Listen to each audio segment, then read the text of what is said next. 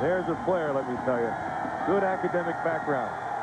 Well, he can play football. We know that. The opening kickoff, and Archie returning from the 5-yard line for the Oilers. And a good return for Mike Archie as he finally steps out of bounds beyond the 40-yard line as Pete Bursich forced him. That was a 36-yard kickoff return. Good start for Tennessee. And let's check out their offense. Improved this year. Steve McNair, a bona fide two-way threat, leading NFL quarterbacks in rushing. Up front, Hopkins, Matthews, the veteran, Stepnoski, Lehman, and John Runyon. Eddie George, the premier running back, Frank Wycheck, their top receiver, Yancey Thigpen, the other wide receiver, along with rookie Kevin Dyson, and Jackie Harris, the tight end, who also has produced this year. First down at the 42.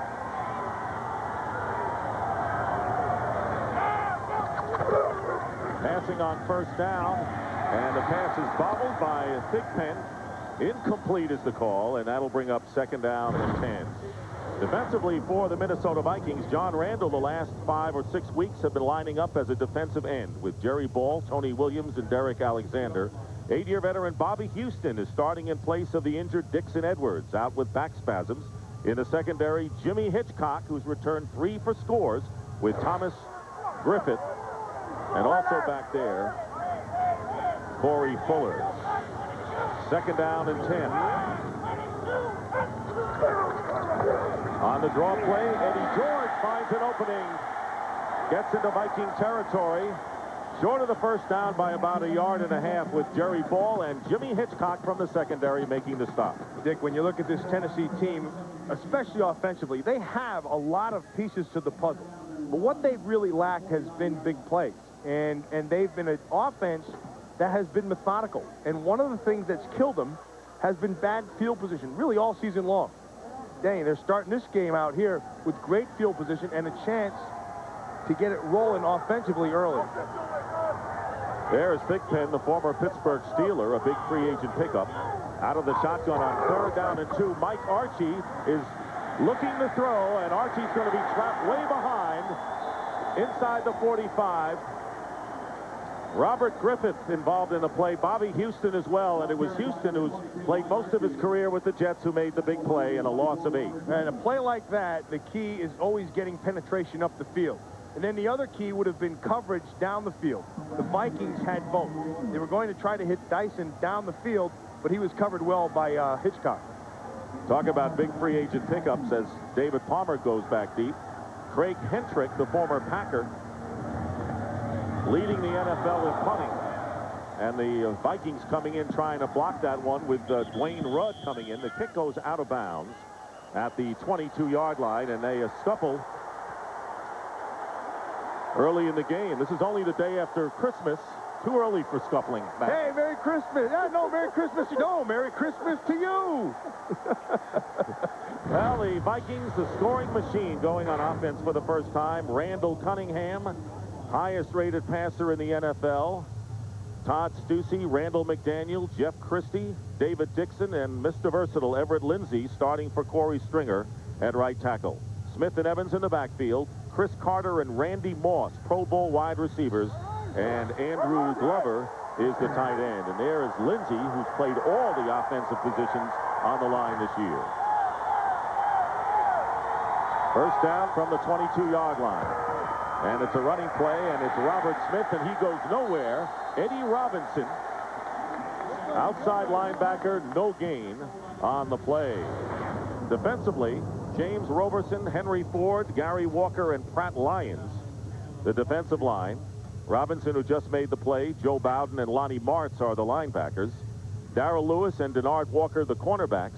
Steve Jackson again for Marcus Robertson, and Pro Bowler Blaine Bishop is the strong safety. Second and 10 on the 22. And again, they go to Robert Smith up the middle, and Smith picking up about 6 yards on the play. James Roberson, the defensive end, making the stop. You know, Dick, when you look at this Minnesota Viking offense, you see all the weapons that they have, and the year that Randall Cunningham is having, I think it comes down to 2 people. I think the running game with Robert Smith, because if they spread you out, he can kill you. And then you have to always watch Chris Carter, because Carter is the move to change guy. And Chris Carter is the reason Moss has had the season.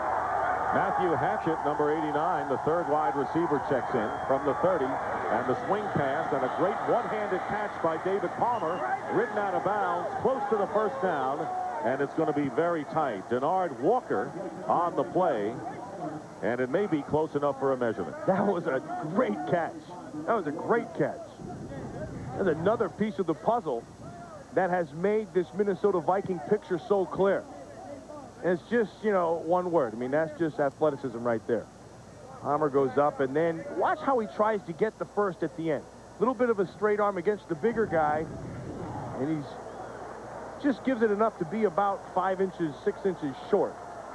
Say, as you pointed out, every time David Palmer has been in the lineup this year, he has done something either as a kick return man, receiver, or rusher. Very valuable offensive potent weapon. You cannot measure what he has because he's a little guy, but what he has is big playability. So they missed by inches, thus Mitch Berger will come in to kick it away, and back deep is Derek Mason. We're seeing a quartet of outstanding kickers. Del Greco and Hendrick for the Oilers, Anderson and Mitch Berger for the Vikings today. Not only that, there's 4 of them out there. And not a barbershop quartet in the bunch. Booming kick off the foot of Berger will send Mason back to about the 1-yard line. And he won't get up to the 15-yard line. Credit Mitch Berger with the big kick, 67 yards on the play. Oilers with their second possession. We'll be right back. 1-yard line, then you're inside the 15 again. Not a good move.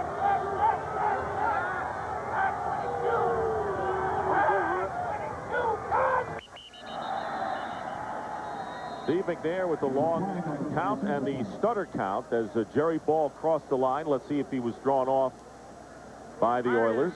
And a false start is the penalty against Tennessee. And it's against the tight end, Jackie Harris. 5-yard penalty, still first down. You got Jerry Ball to jump in there. And that's a lot of jumping going on inside. Jerry Ball, I think Jerry Ball has played. He's played very well. I mean, extremely well. And it's the best I've seen him play really since he was in Detroit. And he's a big reason why this defense is playing at the level it's playing at. Big run stopper for the Vikings. 1st and 15 back to the 8. Here's Eddie George, and he's going nowhere. And Jerry Ball, you're just talking about him. He doesn't get underway. It's a perfect example. See, what Jerry Ball is doing now, which I haven't seen him done, is he gets penetration. Watch him come straight up the field. Stepnoski's going to have to come over to get him, but, you know, he plays with the same leverage as Stepnoski. He gets the push 2 yards in the backfield, and he still stops him for a 2-yard loss. I think Jerry Ball's played very well this year. I mean, extremely well. 15 tackles for losses on the play going against Stepnoski, who's much lighter than Ball. 2nd and 13. And under big pressure, penalty marker is down. That could be a safety right there. It would be if he is avoiding a sack, throwing it away, grounding in the end zone. Tom White, the referee, will make the call. See Orlando Thomas coming over. Hey, I want the safety. Intentional grounding. Intentional grounding in the end zone. That penalty is a safety. Bingo. That's it. Bingo. And Dick, the way they got it, they jumped to a bare front. See, they jumped. Watch, they tried to cover him down 3. Backers outside, walk the safety up, and then you come right up inside. Now, the question is he in the end zone? Well, he's avoiding the end zone to get in there. Ed McDaniel comes clean, and he's throwing it out to nowhere. He's not in the end zone, but he's going to the end zone, and the point is, if he doesn't throw it, it is a safety. He was heading for the end zone with that kind of pass rush. Clean up, aisle 5. Can't afford all this. Jimmy, put that towing package back. Kickoff, and maybe a questionable call. It is a judgment call by the official as to whether McNair was in the end zone when he got rid of it amidst the pressure. David Palmer returning the kickoff as the Vikings retain possession. And Palmer On the return, carries it out to the 42-yard line. Okay, the rule says he'd have to be in the end zone to avoid the sack. It's a judgment call, like Dick said. Now, his foot would come down. Let me run it back just a little bit right there, okay? In the estimation of this official, he's saying that right there is going to be, it would be a sack in the end zone, and it would be a safety. Now, of course, the Oilers are going to fight it, and that's a tough one, especially because we're showing it to you slowed down frame by frame. But in his estimation, it's a safety. So the Vikings leading 2-0, penalty marker down. And the flag came down, and the play nullified before it got underway. Normally indicating a penalty against the offense. Snap. False start. Number 80. Offense. 5-yard penalty. Chris Carter. First down. So it is a first down still and a 5-yard penalty called against the Vikings. Denny Green, and talking about the great offensive exploits of the Vikings, said secretly it has been the defense which has really set the tone for his team this year. Well, and then they have gotten big plays, but they've also been able to do it with the confidence of knowing this offense can score tons of points. Takes a lot of pressure off of it. Vikings starting from the 37. Randall Cunningham on the screen pass to Leroy Horde. Unable to handle it, and that'll bring up second down and long. When you look at this Minnesota Viking offense, and you say, basically, it's the same team they finished with last year, except for one major difference, and that's Randy Moss. And what has he brought to this team? Well, he's brought the ability for big plays, and it's something you can't quantify. It's just out there, and he has that ability. Howie Long was talking about that kind. You can see him. He's up here all by himself right now. In fact, there's a safety sneaking back here. That's what Randy Moss has done to defense. Second and 15, and Cunningham looking for Randy Moss on the slant, and Terry Killens gets a piece of it, and that will bring up third down and long. So already the Oilers trying to make life miserable for Moss. See, here's the safety sitting up here. That's what Randy Moss has done. And that enables your corner to be able to drive and play physical on the upper end on this, because he has the confidence of knowing the safety sitting back there. And then you watch inside. There's a nice job of coming down inside, and Terry Killens, number 50, another Penn State guy, incidentally. Thanks for the plug. Thank you.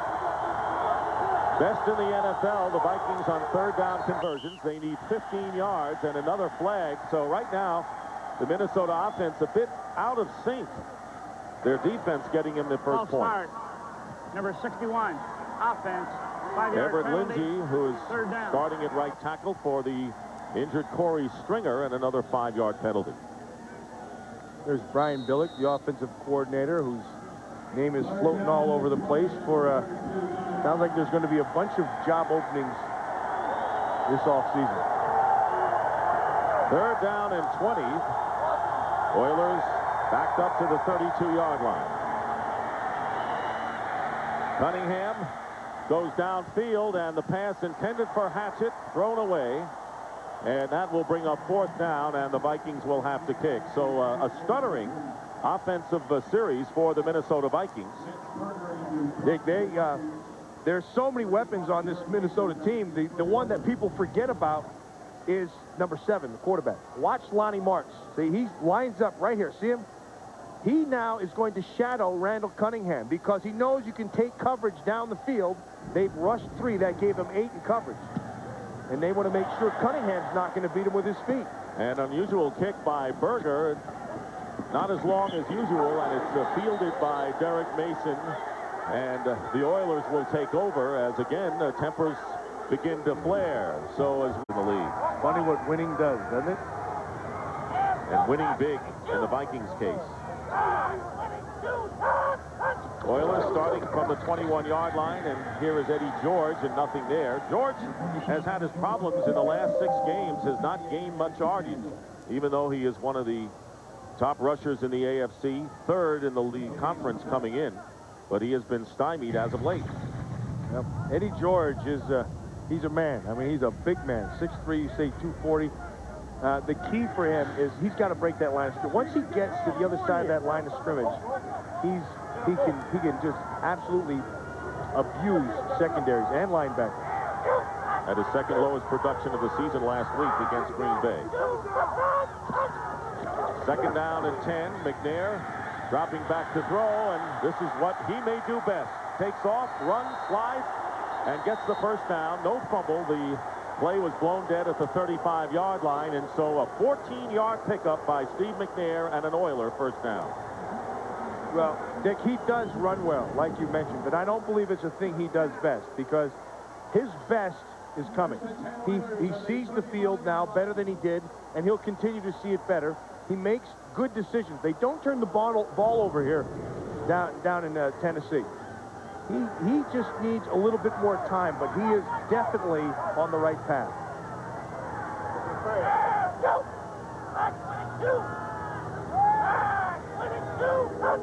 Oilers on their 35, and again Eddie George. And George doesn't get much, maybe a yard. Robert Griffith coming up from the secondary to make the tackle. The Oilers improved offensively this year, but so far 3 and out on their first possession, and then called for the safety on their second. A questionable judgment call, you might say, as McNair got rid of it before he was rushed into his own end zone. But it's 2-0 Minnesota. Now the Vikings need only 10 points to become the highest scoring team in history. Second and 9. And here is George trying to go outside. Eddie George bounces off a defender, gets the first down for Tennessee. Dick, that's exactly what I was talking about with Eddie George. Once he gets past that line of scrimmage, he can just abuse the other end. Now, Wycheck does a nice job here of tying up John Randall. And then once Eddie George gets there, he's a load. He's going to try to arm under him to get to the outside. Wycheck got away with a little hold there, I would say, but that's the way they block when they're in tight ends in this National Football League. Good editorial comment. And then you watch Eddie George at the end. You better bring the whole load when you're going to tackle him. Picked up 10 yards.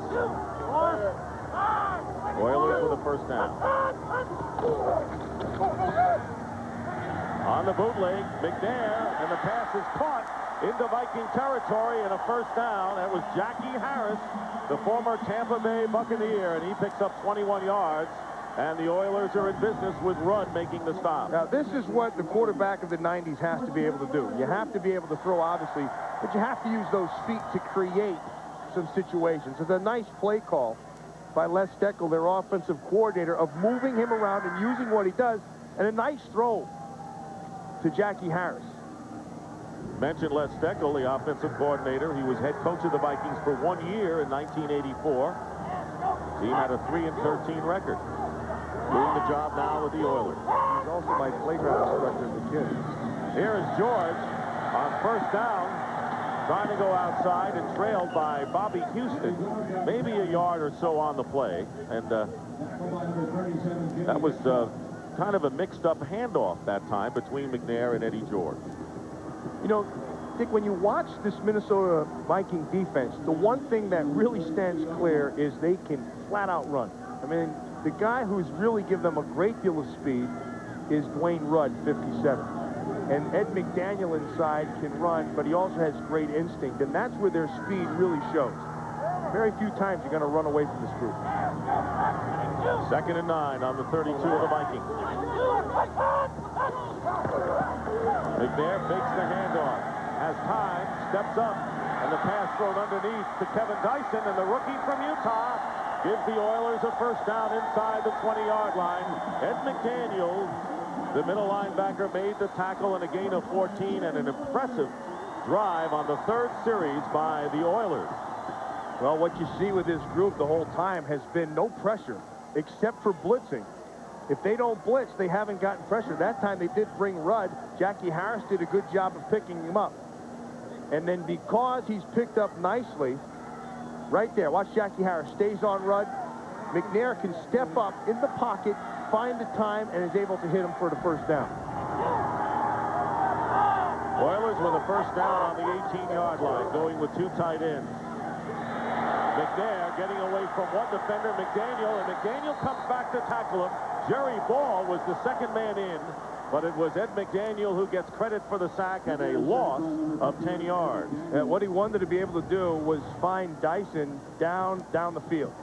You're going to watch Thigpen is going to break to the outside. Dyson's going to come across to the middle. But what he's going to see is he's going to see this right to his face. McDaniel misses him, and then Jerry Ball was right there. But had he been able to avoid the first one, he had Dyson to the back of the end zone. Brings up 2nd down and 20. Derek Mason, number 85, has come in as the 3rd wide receiver, and Steve McNair and the Oilers calling their first timeout of the first half. The Vikings lead 2-0 with 4:38 to go in the first.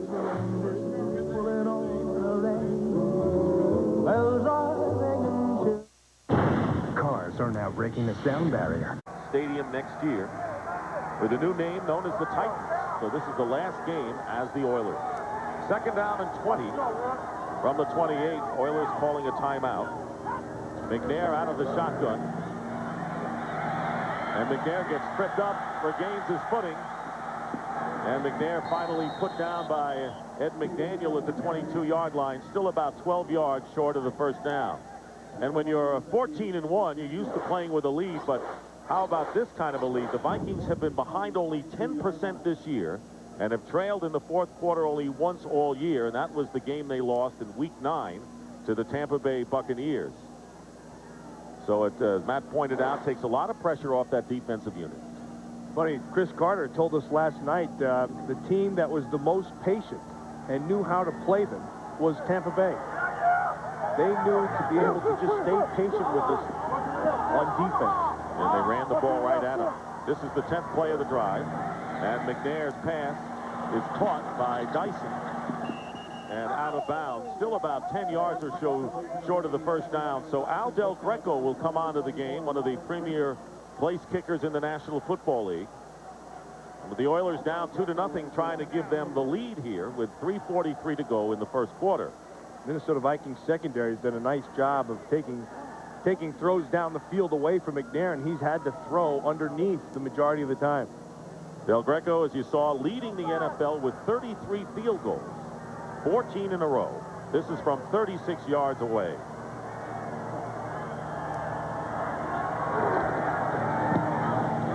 And Al Del Greco, not quite as perfect as Gary Anderson has been this year, but pretty darn good. Gives the Oilers the lead, but there's a penalty marker down. So let's wait to see what Tom White has to tell us.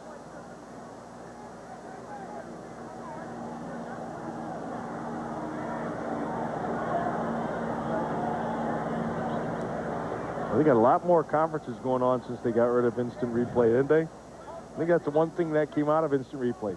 Conferences. The field goal is good. Well, after the play was over, we have a personal foul. Unnecessary roughness. Number 69, Tennessee. That penalty will be enforced on the kickoff. And 69 is ejected. Well, it's the end of Runyon. He's gone. Runyon is gone. A promising right tackle for the Oilers. A tough loss for Jeff Fisher, but the field goal by Del Greco from 36 yards out is good, and Tennessee leads it now 3-2. Runyon has to learn to be patient if you're going to retaliate. Greg Hendrick kicking off from the 15 following that unsportsmanlike call, and David Palmer returning for the Vikings. And Palmer is hit at the 35-yard line. Samari Rolle, who is expected to see action in the secondary, and a much-heralded rookie making a big play. Well, tomorrow, the final weekend of the regular season, it ends with the classic NFC Central matchup as the Green Bay Packers take on the Chicago Bears, plus other regional action. Coverage begins with a pregame show featuring the 1998 Terry Awards at noon Eastern, 9 a.m. Pacific on Fox. Packers win, the 49ers lose, and Green Bay would host the wild card. Unusual for the Vikings, looking at the total yard gap. Handoff to Robert Smith. He's got the opening, and he's got a lot of room. And it's Blaine Bishop who knocks him out of bounds after a huge gain of 27 yards by Robert Smith, who returned last week against Jacksonville. Well, this is what the Minnesota Vikings offense does to you, see, because it spreads you out, and then Robert Smith, he'll gash you. The chance to really hurt the Minnesota Vikings is when they had Leroy Horde, but not because Horde's anything less, he's a different type. And they had the chance then to get him because Ford isn't going to beat you with a 50-yard run every now and then like Smith can take it to the house every play. First down on the 36, and again they go to Robert Smith. Not much that time. Smith missed 2 games with a sprained left knee. He's had his injury problems over the season, but largely healthy this year and gained 101 yards in his return against Jacksonville. Dick, you know, the entire left side of the Minnesota offensive line is going to the Pro Bowl. Stussy, McDaniel, and Jeff Christian. I think the really good pick was Jeff Christian. I think he's had an excellent job, done an excellent job, but not only physically, but what you saw right there, mentally. He's the quarterback of that offensive line. Playing with a broken left hand as well. 2nd down and 7, and a flag is down. He had a bunch of broken left hands down there, him and the quarterback. Randall Cunningham. Prior to the snap, false start, number 82, offense, 5-yard penalty. And that was the Second tight down. Andrew Glover. The Vikings have had several false start penalties here in this first quarter. To play center in this league, you really have to have good eyes. Because in today's football, what happens is there are multiple fronts and there's all kinds of pressure packages. And if you can't see, you can't play. Now watch it. See, he's identifying everything for the offensive line, and you see his mouth flap around. He's giving all the calls inside. 2nd down and 12, and Cunningham completes the pass to Matthew Hatchett. And Hatchett appears to have a Viking first down. Hatchett inactive most of the season, Matt, which indicates the great depth that the Vikings have on their offensive unit, particularly at wide receiver. Pretty good. In fact, he told me in the middle of the season, you write this down. Matthew Hatchett is going to be a good player in this league. And I said, well, when you find him, introduce him to me. He said, it's me. And obviously I was messing with him, but he has great confidence, and this staff has confidence in him. 13-yard gain on a good inside move after the catch.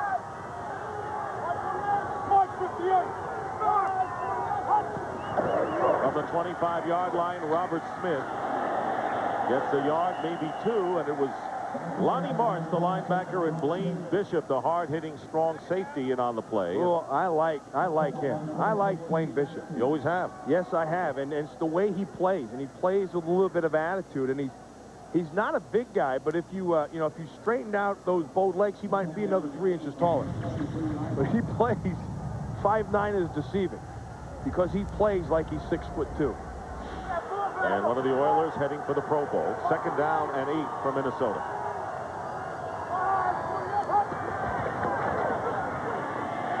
Cunningham again with the screen pass, and it was Charles Evans with the catch. I tell you, these backs have made a couple of good catches on screen passes out of the backfield. Henry Ford downfield making the tackle, but a minimal gain of 2. Ford made the tackle. Blaine Bishop made the play. And it's out in the open field where you have a big body getting on you, and you're going to have to make a decision. They're going to run the screen to the outside. Now watch David Dixon, 71. Here comes Blaine Bishop. Ducks underneath them and makes the play. And that is the end of the first quarter. With the score, the Tennessee Oilers 3 and the Minnesota pitchers duel going as we start the second quarter, with the Oilers leading 3-2, and one of the many records at stake, one falling already. Total yards for the Vikings. They set a new team mark. 3rd down and 6. Watch Randy Moss up top. There's no safety help up there. On the Oiler 21-yard line. Cunningham gets hit as he lets go, and that was Terry Killens, who has figured in 2 plays thus far against Cunningham, and that will force Gary Anderson to come on to attempt a field goal. Well, what Jeff Fisher's defense decided to do is bring some pressure and make him make a decision quick. And they made Todd Stussy have to make a decision. They brought Killens from the outside and the safety from the end. Stussy stepped to the middle. He had to block one or the other. That freed Killens. No kicker has ever had a perfect season. Gary Anderson with a 39-yard attempt, and this kick is good. So that is the 38th straight field goal dating back to last year when Anderson was with the 49ers, and the Vikings regained the lead 5-3. The marvel of its aerodynamics. Most points in a season. They lead 5-3 as Mitch Berger kicking off, and Mike Archie coming up to meet the kickoff. Mike Archie, who returned the opening kickoff in fine fashion, takes this out to the 43-yard line. I want you to watch what happens. See, the safety walks in here, they go man outside, and then you have Palmer right down here. What you have to be able to see is the whole field, and Randall Cunningham is going to be looking to the whole field. But watch over here to this side. Matthew Hatchett sees the middle. Cunningham doesn't. There was no one in the middle of the field. They had spread everybody out, and Hatchett had 6 points written all over him. But because of Killens coming from the side, Cunningham felt the pressure, thought he had to get rid of it hot to Palmer, and you get a missed opportunity. Scott Sanderson has replaced John Runyon, who was ejected on the last series for unsportsmanlike conduct. From the 44-yard line, the handoff is to George. Eddie George stalls and then finds outside running room and picks up a Tennessee first down. Nice job of patience and running with your eyes by Eddie George inside, but you can do that when everybody inside of you is on somebody. So you have to credit the interior of that offensive line. And then Eddie George, just because of that vision, bounces it out to the left side. Now I'm going to be curious as to how fast they find Scott Sanderson, who's in for Runyon on that side. Because, didn't take long. Didn't take long at all. Guess who's right on top of it? Number 93, John Randall. That's smart. That's good football. That's the end. Delay of the game. 5-yard penalty will be marked off. You saw the play clock, Dick, down to 0. A couple of years ago, the Dallas Cowboys Play game. Offense. 5-yard penalty. First down. were playing the Arizona Cardinals, and in the pregame, Deion Sanders' back got all spasmed up and couldn't play. And it took the Cardinals, and John Madden called me and said it was the darndest thing he'd ever seen. It took the Cardinals about 2 quarters before they figured out that they could throw to that side. They just went ahead. We saw that with Craig Newsome on a Monday night game this year with Green Bay. 1st and 15 back at midfield, and pass is caught by Frank Wycheck, his first reception of the game. So Wycheck, who is the leading receiver and caught 10, a career high last week against Green Bay, gets a 9-yard pickup. I'm a great believer in finding the weakness of any team and attacking it and making the other team adjust. And so if Runyon goes out for whatever reason and you have to bring in a backup, I'm in favor of rushing over that guy and making him prove that he can play. Sanderson playing right tackle. 2nd and 6, McNair, and a fine catch made by Yancey Thigpen.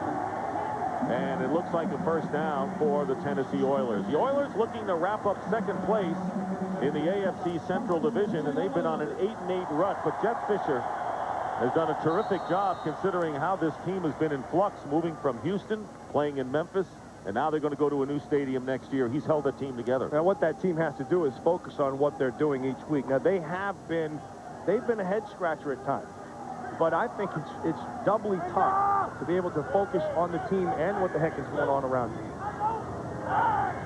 Oilers moving. They're on the Viking 34. McNair has time, and pass caught by Wycheck, and Wycheck gets about 9 yards on the play, and very delicate play selection by Les Steckel upstairs working for the Oilers.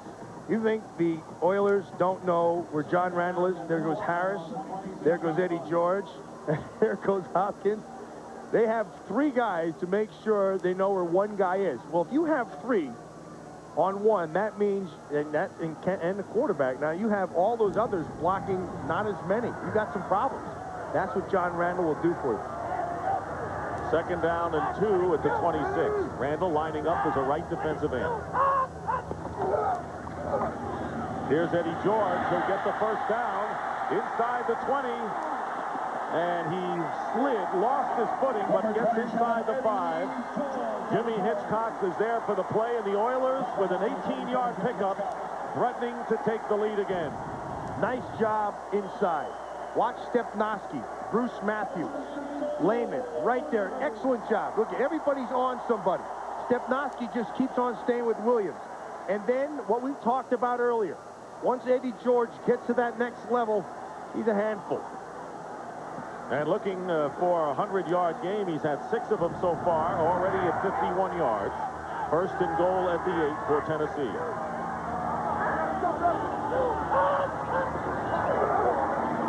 And here's Eddie George, and he'll go nowhere. Dwayne Rudd right there.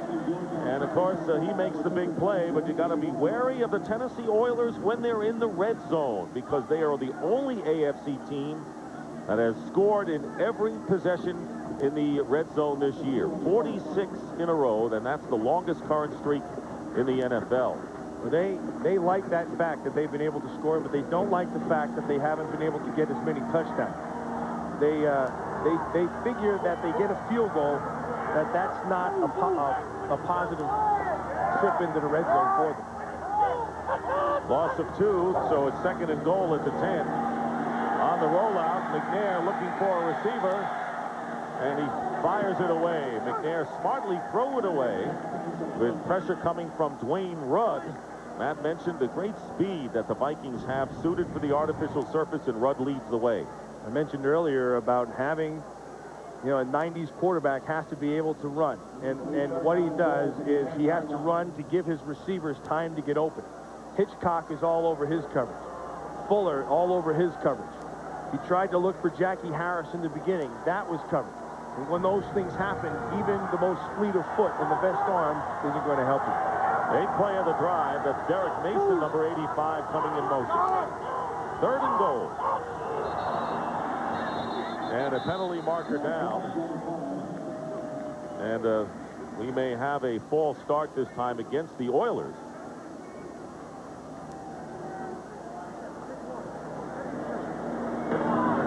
Prior to the snap, false start, number 73. And it was offense, Scott Sanderson. 5-yard Remember, he penalty, came in for John third Runyon, down. who was ejected, the right tackle.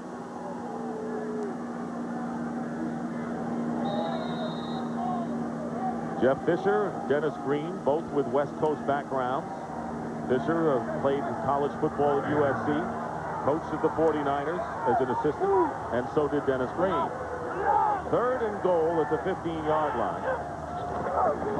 And here is McNair with a fade, and the pass knocked away. Nice. Kevin Dyson covered well by Ramos McDonald, a rookie cornerback who stayed with Dyson step for step. Played very well. In fact, with the development of Ramos McDonald, it's given the Vikings even more flexibility, because he's been able to handle the outside and be able to make plays like this. Stay with them, good concentration. It's been able to, look at this. And they had snow here this week. Let it snow. Right into a snowman. Ramos McDonald from New Mexico, rookie. So Al Del Greco, who's already connected on a 36-yard field goal. This from 33 yards out. And Del Greco's kick is good. The Tennessee Oilers now leading the Minnesota Vikings 6-5. 2 field goals by Al Del Greco and Craig Hentrick with the kickoff. And it was Palmer at the goal line returning now for the Vikings. David Palmer, who's school Alabama, playing in the Music Bowl coming up in 2 days here. Well, his dream was to play football at Notre Dame, and no one believed in him, but he never stopped believing in himself. It's based on a true story. Rudy, a film of hope and triumph tonight at 8, 7 Central on Fox. Crimson Tide at our hotel. They're going to be playing Virginia Tech on Tuesday. I have a tough time with football. They try to capture, but they just never quite get there. Remember, win one for the Gipper. Bottle rate. First down from the 32, Robert Smith. I remember win one for George Zip. An airplane. 3-yard pickup. There's Randy Moss, who has yet to catch a pass today, and neither has Chris Carter. And this has been a game of ball control, really, for both teams, although Tennessee having more than a 2-to-1 edge in time of possession and nearly doubling the plays as Carter comes out wide to the right on 2nd and 7.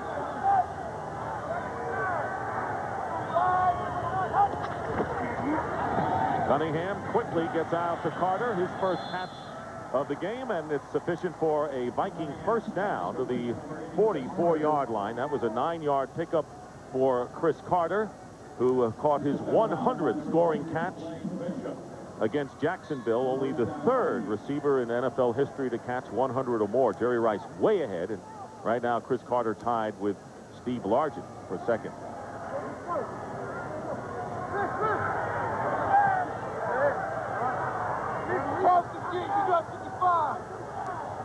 First down, Vikings on the 44. And again, Robert Smith. And the hole closes up in a hurry, maybe a yard. James Roberson.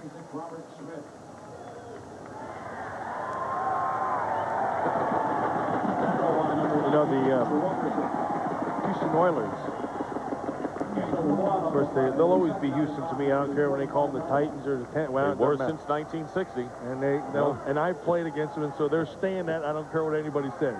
But they're giving you multiple looks defensively. And they're giving you a lot of 8-man fronts up front, which is what Cunningham will see and have to check into throwing. Second down and 9 with 3 wide receivers in the game. Randall Cunningham getting some time, and the pass off the hands of Andrew Glover, the tight end. Well, we talked about the old Oilers, Raiders-Oiler matchups. Houston owner Bud Adams, no stranger to high-scoring teams. His 61 Oilers set the standard for scoring in a 14-game season. The offense led by Billy Cannon. Remember him from LSU? 513 points. The quarterback was George Blanda. The Houston Oilers, one of the great teams. And, of course, Bud Adams was one of the founders, along with Lamar Hunt, of the American Football League. Eddie George waiting for his chance again. Third down and 9 for the Vikings on their 45. No help on Moss again. And on the rollout, here comes Cunningham going deep. And Randy Moss, that's an incomplete out pass. of bounds. He did not have both feet in bounds. See this up here, Dick? Dane and Sidney defending. Right? Now, forget the out of bounds. The hat. There's no hat. That means he went out of bounds, and he can't be the first guy to touch it back in. That's a nice job of coverage outside, of forcing him wide. Remember I said he's got no help. There's nobody here. So he's going to run with them right there, right here. The hat flops to the ground off the official, and that makes him ineligible. He's the first guy to come back in to make that catch. Though it was incomplete, man, it's a familiar sight with Cunningham going to his left and flailing the ball, and Randy Moss trying to come down with it, and a shank. Mitch Berger with the kick, and it goes out of bounds. It'll work out well for the Vikings anyway. It's a good shank. There are good shanks, and there are bad shanks. Penalty marker down, however, upfield.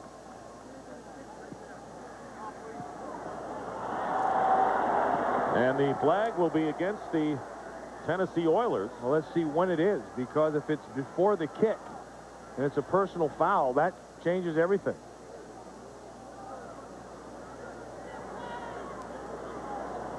Now they've changed it. It'll be against the Vikings.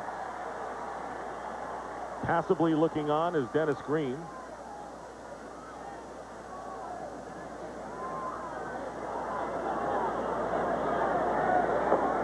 Tom White making sure before he lets us know.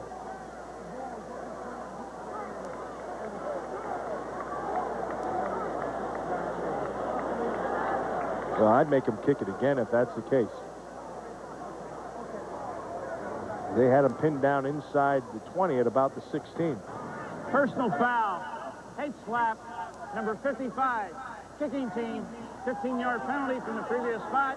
We'll replay fourth down. Bobby Houston, and you're absolutely right, Matt. They're going to kick it again because the Oilers would have had the ball at the 16-yard line, and this penalty being marked off, and Berger will kick from inside his 15, so the Oilers will get, should get unquestionably better field position. Head slap used to be the most devastating pass rushing technique in the National Football League. They got rid of it. Now you throw it, they'll throw the flag. Derek Mason is back deep. Good kick by Mitch Berger. Mason trying to find outside running room. Goes inside and then driven back by Harold Morrow. And it was a big difference of about 15 yards. Our crew with us all year, wishing you all a happy holiday as we disappointing defeat for Jeff Fisher, but Steve McNair brings them out to the 35, first down. Oilers in front, 6-5 with 8 minutes to go in the first half. Handoff is no fake, and the pass downfield, and it is caught by Kevin Dyson. Good fake by McNair, and Dyson with the catch on the bullet throw to the 42-yard line in a gain of 23 yards for Tennessee. I think the whole thing starts with protection up front. You're going to have to get John Randall blocked, and the guy who's blocking him is Bruce Matthews. 16 years, still playing as well as I've seen him play. In fact, better. And then Dyson, the rookie, just getting in front of the safety and knowing because there's time, the ball's going to be right where it's supposed to be. Tennessee with a big edge. 60 yards more than the Vikings in total yards here in the second quarter. Big rush put on by McNair. Jason Fisk, number 72, and McNair just had to get rid of it. Let's take a look at the AFC playoff picture. Denver, of course, they've lost 2 in a row, but the Broncos and the Jets get first-round byes in the playoffs. Jacksonville is in there, and now Miami, New England, and Buffalo, Matt, jockeying for position and a home field for a wild card in tomorrow's game. Keep your eyes on this team right here. The Jets, Jets, Jets, Jets. They are playing like they have that look. Parcells has them right where he wants them. They won every division game on the road this year. Second down and 10. McNair, open receiver downfield. Jackie Harris, and a first down. McNair has had plenty of time today, and a 26-yard pass play. First Dyson and now Harris, and the Oilers threaten. Well, it's all set up by what you see right there. And that's the play action. Once you get those linebackers to bite up, that opens that intermediate area, and then he can have some time to look down the field. Harris gets on top of the backers and in front of the safety. Comes down with the big play. We have yet to have a touchdown scored in this game. Now they're back inside their red zone, which has been, for the most part, a three-point zone for them. From the 16-yard line, and the handoff to Eddie George going outside, and not much there. In fact, a loss of 1 on the play. So McNair, the youngster with the great future, and Randall Cunningham, who could very well be a top candidate for MVP honors and what they've done so far in this game. Now, what they've been is, to me, the most important part is down here. No interceptions. They haven't been throwing the ball. You know, earlier they've been talking about Cunningham saying, oh, he's just throwing the ball up. But that's not true. They've been calculated, and he sees generally when there's no safety help over there, he'll take a chance by throwing it down the field. Second down and 11 for McNair. Again, he's got time, and this pass thrown away in a mix-up on the pass pattern on the route. Yancey Thigpen was the intended receiver, but he was about 10 yards off the mark. You know, McNair is playing with a really bad toe, and they concocted something on his foot. Can't really see it. It's on this side over here. To protect it. His toe swelled up so much that they had to rip the top of it off, and then they put a protective piece over it. Very painful, and the coaches say he's one of the toughest suckers that they've been around. Third down and 11 from the 17. McNair getting great protection, dumps it off to Wycheck. Wycheck to the 5 and gets knocked out of bounds on a big hit by 2 Vikings at about the 2 or 1 yard line. You know, Dick, you have to play in this league, and you have to be able to differentiate between hurt and not hurt. And McNair, playing with that bad toe, just goes back there and bounces around on the feet that are killing him. And because of those feet, he buys the time, and he's able to find Wycheck out in the flat, who gets him the first down. And it was Orlando Thomas and Derek Alexander who knocked him out of bounds, but not before the Oilers get a first down. First and goal. They've had 2 field goals in the red zone today. And here is Eddie George, and he'll go for the touchdown. And the Oilers add to their lead. Nice patience by Eddie George. And a nice job again by the interior of that offensive line, because he starts to his right, and then he positions himself, and once he sees the flow, he comes back to the left side. He'll start up here. Now watch, everybody on a body, and then there's the patience. And that little point of patience that you have to make a decision, wait, let it happen. Al Del Greco with the extra point. He has been perfect with the conversions this year, and the Oilers now lead it by a score of 13-5.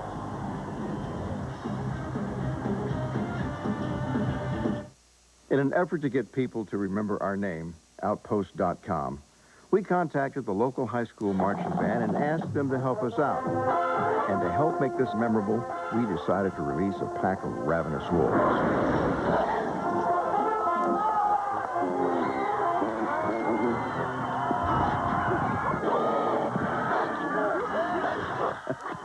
That's good stuff.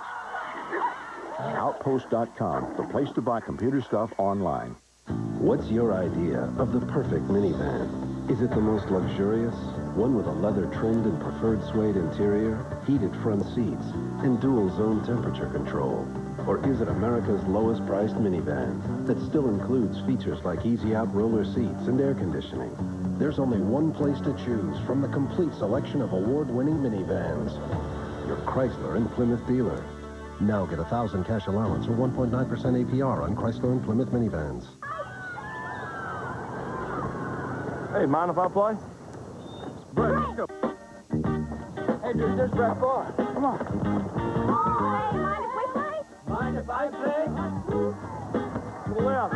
Pizza. The pizza. Say, man, mind if I play? Sorry, Dion. Game's full. Let's go. Who do you think you are? Mr. You're never gonna get my love. Bigfoot, Loch Ness, alien autopsy. The have been revealed. The world's greatest hoaxes finally revealed. All new Monday at 8, 7 Central on Fox.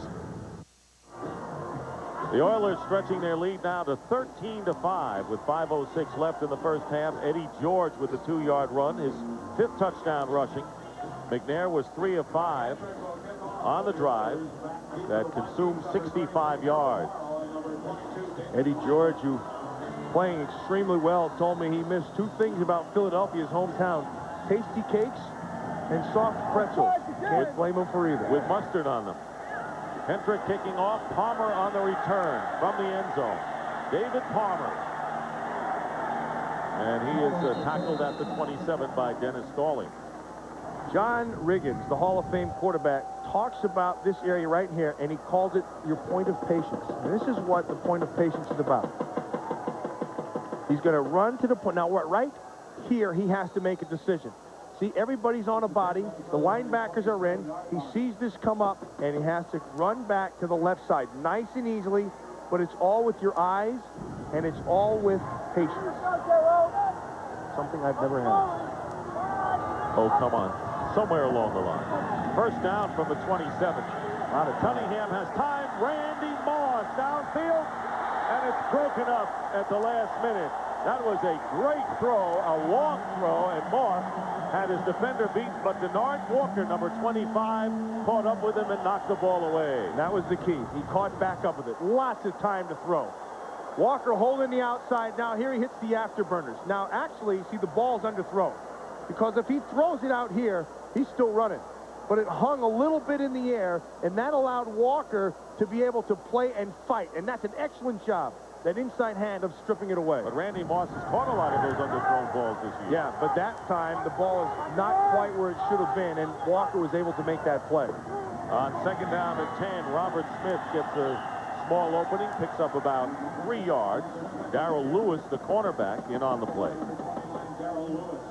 Well, Randy Moss has been thrown to on 3 occasions, yet to make a reception in this game. That won't take much longer to change. All it takes is one to say thrown at 3, catches 1, yards 70, touchdowns 1. When you play Randy Moss, in my opinion, you have to take a couple of shots at him. Now you just see him, he's right down here in the bottom of the field. And there's no safety help back here. Here's his help if he can get back.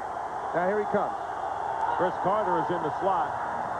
On third down, Randall Cunningham, flag is down, trying to get it to Chris Carter, and a penalty marker down, and there you see Denard Walker, Darrell Lewis complaining to the officials, and it's going to be defensive holding called against the Oilers and a first down coming up. There's Carter in the slot right there. And there's a little bit of a hold. Maybe a lot of bit of a hold. And then Walker down on the other side.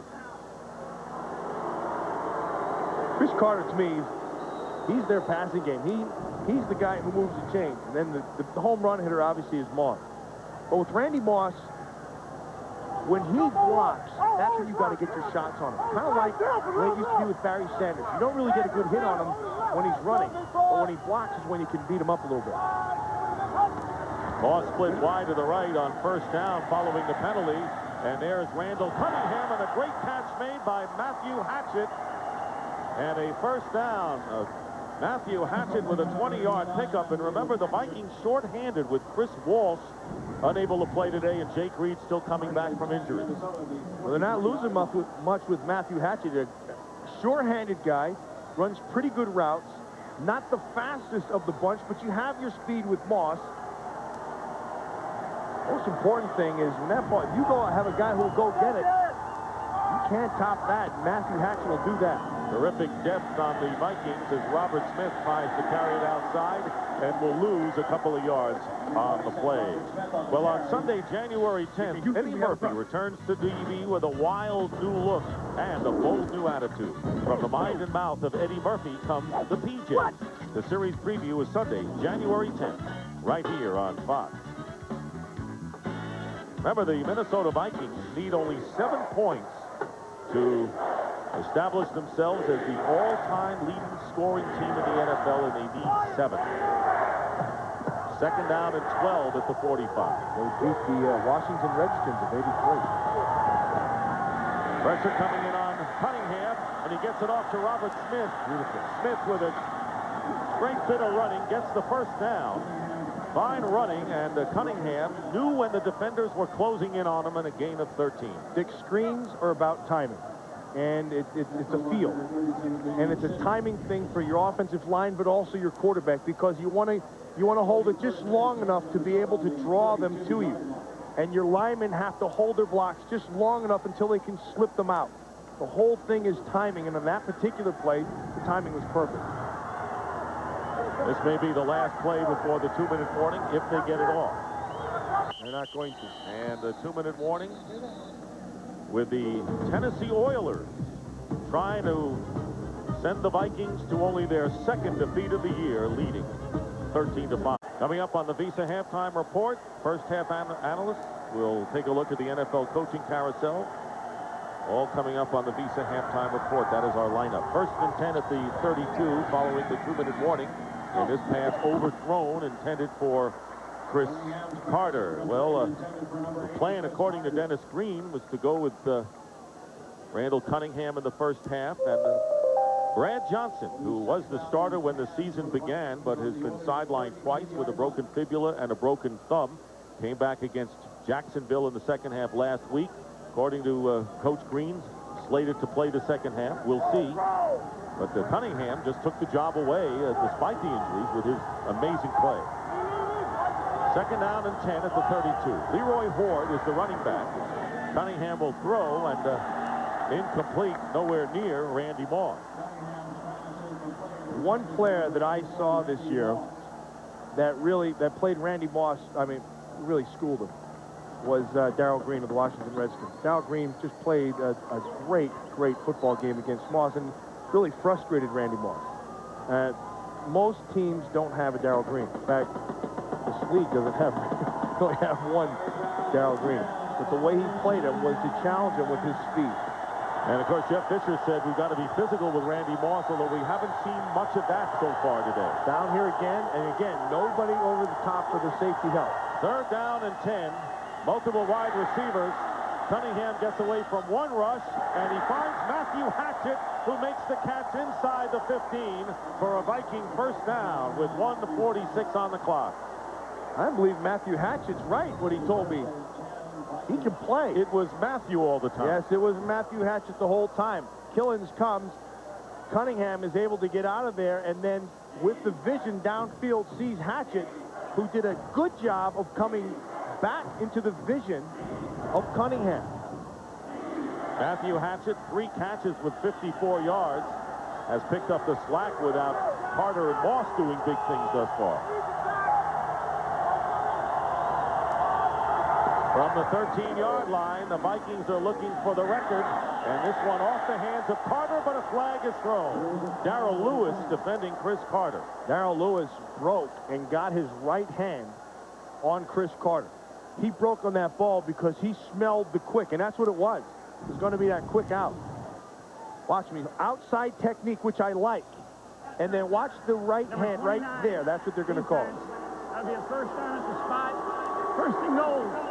See, that hand is wrapped around the back, and that's what the official will see. But the technique they're playing is I like. It's outside. No matter how wide those receivers are going, the corners are hanging more to the outside, which puts pressure on your safety and makes you have to run. Vikings got to go back to week 3 when they did not get a touchdown in the first half. Leroy Horde carries it to the 5-yard line as the clock runs. Nearly a minute and a half to go in the first half. The Vikings still have all 3 of their timeouts. Dick, that outside technique that I was just talking about is the same way that Darrell Green played against Randy Moss. And in essence, what you do is you're saying, run by me. Go ahead and run by me. I'm not going to give you. So, and the other thing it does for you as a defender is it lets you look through the receiver to the ball. Green did a good job, but the Vikings routed the Redskins that day. Second and goal at the 5. There's Moss downstairs again. Here is Leroy Horde, and he's hit immediately by Gary Walker, the defensive tackle, and so that will bring up 3rd and goal and under a minute remaining.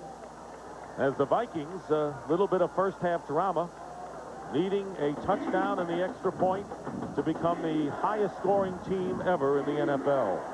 Gary Walker did a perfect job of getting pressure up the field.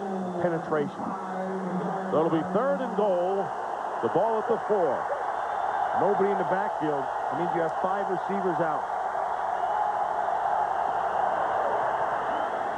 Cunningham's pass incomplete over the head of Randy Moss, and that'll bring up 4th down, and he was wide open on the slant. He had it to the inside. The ball wasn't there when it had to be.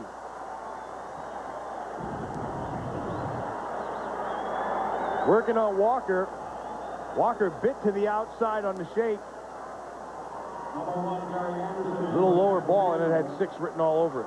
So Gary Anderson, who kicked a 39-yard field goal, his 38th straight, now will attempt a 23-yard field goal. He has been perfect all season long, and Anderson's kick is good, and he remains perfect.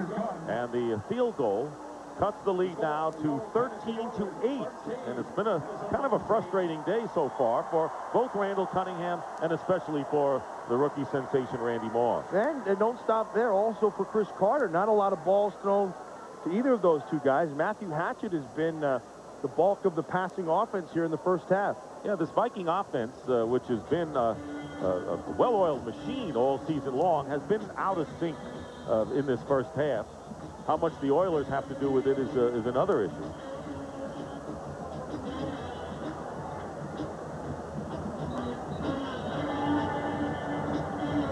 "14 seconds remain in this first half.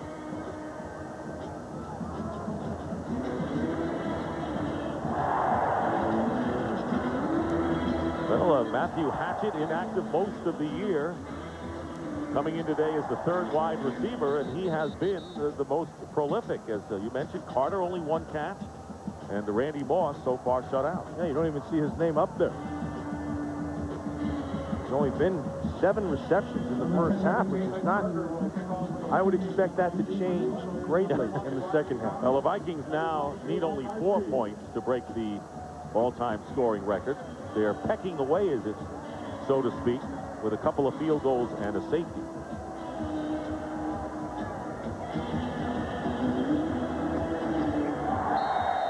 Pittsburgher will kick off, and Mike Archie and Rodney Thomas back to receive for Tennessee. And a low squibber picked up by one of the up players, Frank Wycheck. Well, tomorrow, the final weekend of the regular season. And the Green Bay Packers go against the Chicago Bears at Soldier Field in Chicago. Brett Favre leading Green Bay. They're headed for the playoffs, and the rest of the action, regional coverage. It all begins with the pregame show, which will feature the 1998 Terry Awards at noon Eastern, 9 a.m. Pacific, here on Fox. 49ers will play St. Louis Rams at home. And Chicago and Green Bay will be playing in Chicago. That's our featured game tomorrow. If Green Bay wins and San Francisco loses, they will play in a wild card game in Green Bay. Pass to Rodney Thomas is incomplete. But right now, the San Francisco 49ers at this point would have the home field for that wild card game, and a victory over St. Louis would give them that. And still a battle going on for the third and final wild card spot in the NFC. The Arizona Cardinals have destiny in their own hands. If they beat San Diego, they're in. The Tampa Bay Buccaneers and the New York Giants still have an outside shot. 3 seconds remaining. 4 actually on the clock. McNair going up, and he throws a Texas Leaguer high pop-up that is caught. Time has run out in any event. Derek Mason wound up with the ball, but time has run out, and the Oilers will not be able to manufacture anything out of that Hail Mary. And that is the end of the first half with the score. The Oilers 13 and the Vikings 8, and this Fox NFL special will continue as JB, Terry, Howie, and Chris will bring you the Visa halftime report. Ready for the second half kickoff with the Oilers leading the Vikings 13-8 for only the second time this year. The Vikings did not score a touchdown in the first half. And the kickoff by Hendrick, bounding at the 5, fielded by David Palmer. David Palmer to the 20-yard line and is stopped in his tracks at the 22 by Terry Killens. Watch Randall Cunningham in the first half. Very uncharacteristically, he's not thrown the ball down the field very much at all. See this, only 2 of 7 down here. He's only been 5 of 10 underneath. Generally, he gets his big yardage here, over 20 yards. He's not afraid to push it down the field, which has made this offense so exciting. We expect to see Brad Johnson here in the third quarter, but Randall Cunningham comes out as the quarterback for the Vikings. Starting from the 24, Robert Smith, and about 3 yards for Robert Smith. So offensively, Vikings have been doing it all season long, but these numbers show that the Tennessee Oilers have led the way. Right here, 4.6 a play. That's really down for them. And they're usually up around 8 yards per play because of what we talked about, of pushing the ball down the field. Randy Moss doesn't even have a catch yet in today's game. 2nd and 7. Vikings looking for their 15th win of the year. Only 2 teams have ever accomplished that. Here is Randy Moss with his first catch of the game. Short of the first down, Denard Walker all over him, and it's good for 4. This is basically the frustrations of the first half of Randy Moss. Getting open at times, the ball not being able to get there. And then when he has been open, the ball's been a little bit too high. Nice play by Walker to be able to stay with this and strip the ball. The previous play was Randy Moss's first catch of the day. Matthew Hatchett, who's in the game now with 4 wide receivers, leads with 3. David Palmer also in the lineup. And Palmer moved.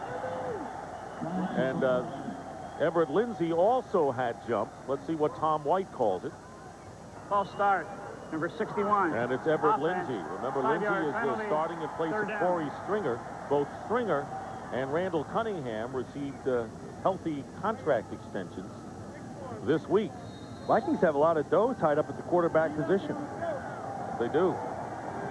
Third down, 7 on the 27. There's Corey Stringer.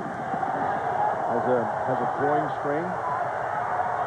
3rd down and 8 for Minnesota. Early here in the third quarter.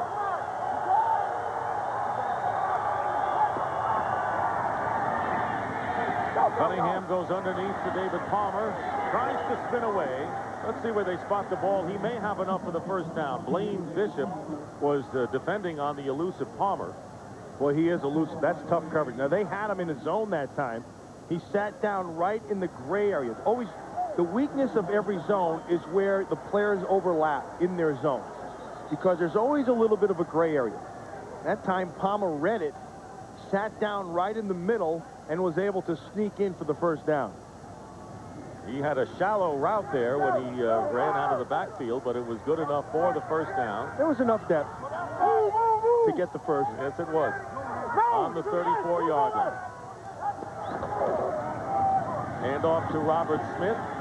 And Smith gets about 2 yards on the play. Lonnie Martz making the play from his linebacker position. And Minnesota Vikings, when they have Robert Smith, have a different dimension than when Leroy Horde is in the game. They can pound it away with Horde, but Smith gives him that extra speed element that they have with Palmer and all those great receivers. Well, Leroy Horde is Chris Carter, and Robert Smith is Randy Moss. 2nd down and 8 for the Vikings. Here comes the blitz. Cunningham finds Hunter Goodwin, the tight end, but he is fouled by Blaine Bishop. A minimal gain, and that will bring up 3rd down and about 10. The Oilers playing well on both sides of the ball, thus their 13-8 lead. What Blaine Bishop is powerful. And watch this. Now, he's going to give away a lot of size in terms of height, but not in terms of power. And he's smart. You attack him at waist height and then just drive right through him. Watch, he drives the arms, heads up. It's a picture right there. Charles Evans coming in. There you see Bishop. Evans is in along with Palmer. 3rd down and 9. That's Randy Moss coming in motion. And Cunningham finds Chris Carter and the first down to midfield. Carter with his 2nd catch of the game. Good for 16 yards with Steve Jackson, the free safety. I mentioned earlier about Chris Carter being the guy who's the chain mover, and he'll get you the tough yards. But he's also faster than people think. It's not like he's a plotter out there. In fact, he believes he's gotten faster the last couple of years than he had been earlier in his career. Really a regimental off-season workout program. 1st down at the 50-yard line. Play fake. Cunningham dumps it off to Charles Evans, and Evans with some good second effort picks up about 5 yards on the play, and a little ad-libbing done by Randall Cunningham. They get 5 yards out of it. Well, he wanted to hit Moss down the field, but there was coverage, and then because of the blitz, he got just enough of a hand on him that he had to dump it off underneath to Evans. There's the blitz. And right there, watch. Eddie Robinson just kind of hawks him enough. Moss had the coverage down below. He just dumped it to Evans. 2nd down and 5. And here is Robert Smith slicing off left tackle. Very nearly got past Steve Jackson. If he had, he would have had about 20 more yards. It is a 1st down, but a player is down. Back at midfield, a Viking is shaken up. And it appears to be Everett Lindsay, the versatile tackle who was in there today, and he is in pain. And we're going to take a timeout. 9:22 remaining in the 3rd quarter, and the Oilers up by 5. All right, Captain, we're going to have a coin toss now. If there's a team, we'll call it in the air. We want a good, clean game. We're all professionals here. Does anyone have change for $1? What? Want to get away? Southwest has your ticket to freedom. For only $99 or less, you can fly coast to coast when you purchase by January 19th and travel January 5th through June 3rd. You are now free to move about the country. Let's go to Dan in Chopper 1 for more on the gorilla situation. Dan? Connie, the tiny victim, fell 40 feet into Bobo's habitat. Wow. Now Bobo is cradling it. She's moving toward the door. Her maternal instincts clearly taking hold. You could do it, girl. Unbelievable. What an amazing end to the situation. The little guy is now back in the arms of loved ones.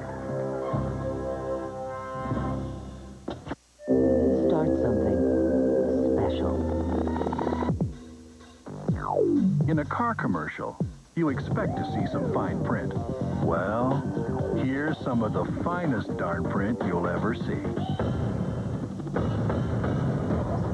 For a short time, get 0.99 financing on all 99 Oldsmobiles. That means finance savings of up to $3,700 at the Start Something special event at your Oldsmobile dealer now. Big plays, 2 the slide out and up. 1, 2, 3, big plays,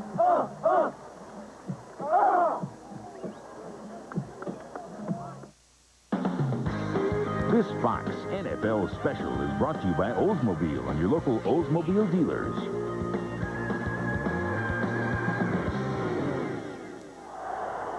Minnesota Vikings with a first down on the 37. Matt Burke has replaced the injured Everett Lindsey, who needed help coming off the field. Pump fake and a throw. Here's Randy Moss in the corner of the end zone. Flag is down. Moss covered step for step by Denard Walker, but a penalty marker down. And this appears to be going against the Oilers. Randy Moss can't keep him down all game. Randy Moss has a ton of long yardage penalties. I mean, he might have 10 of them. Watching him, he's... Number 25, defense. His double move didn't matter. 20 goals. Oh, that's bad call. That's a bad call. Looking back to the ball, they're both going to play the ball. Where he said, where the official threw the flag for that at the 5-yard line, right there. Heck, that's nothing. It'll be first and goal to 5. Well, they always say you got an unfair advantage, and I don't think Denard Walker got one on that play. So it's first and goal at the 5. Leroy Horde in at running back. And a fade pass to Moss. He's got a touchdown. A flag is down as well, but Moss will get the touchdown. And that's going to be another flag on Moss for spiking in his face. But the initial flag was on Denard Walker, but Moss, that was a double move. Jumped over him anyway and got the touchdown reception. And you can see Dennis Green signaling go for 2. And the Vikings are now the highest scoring team in the history of the National Football League. They break the Washington Redskins mark set in '83. Pass interference. Number 25, defense. That penalty is declined.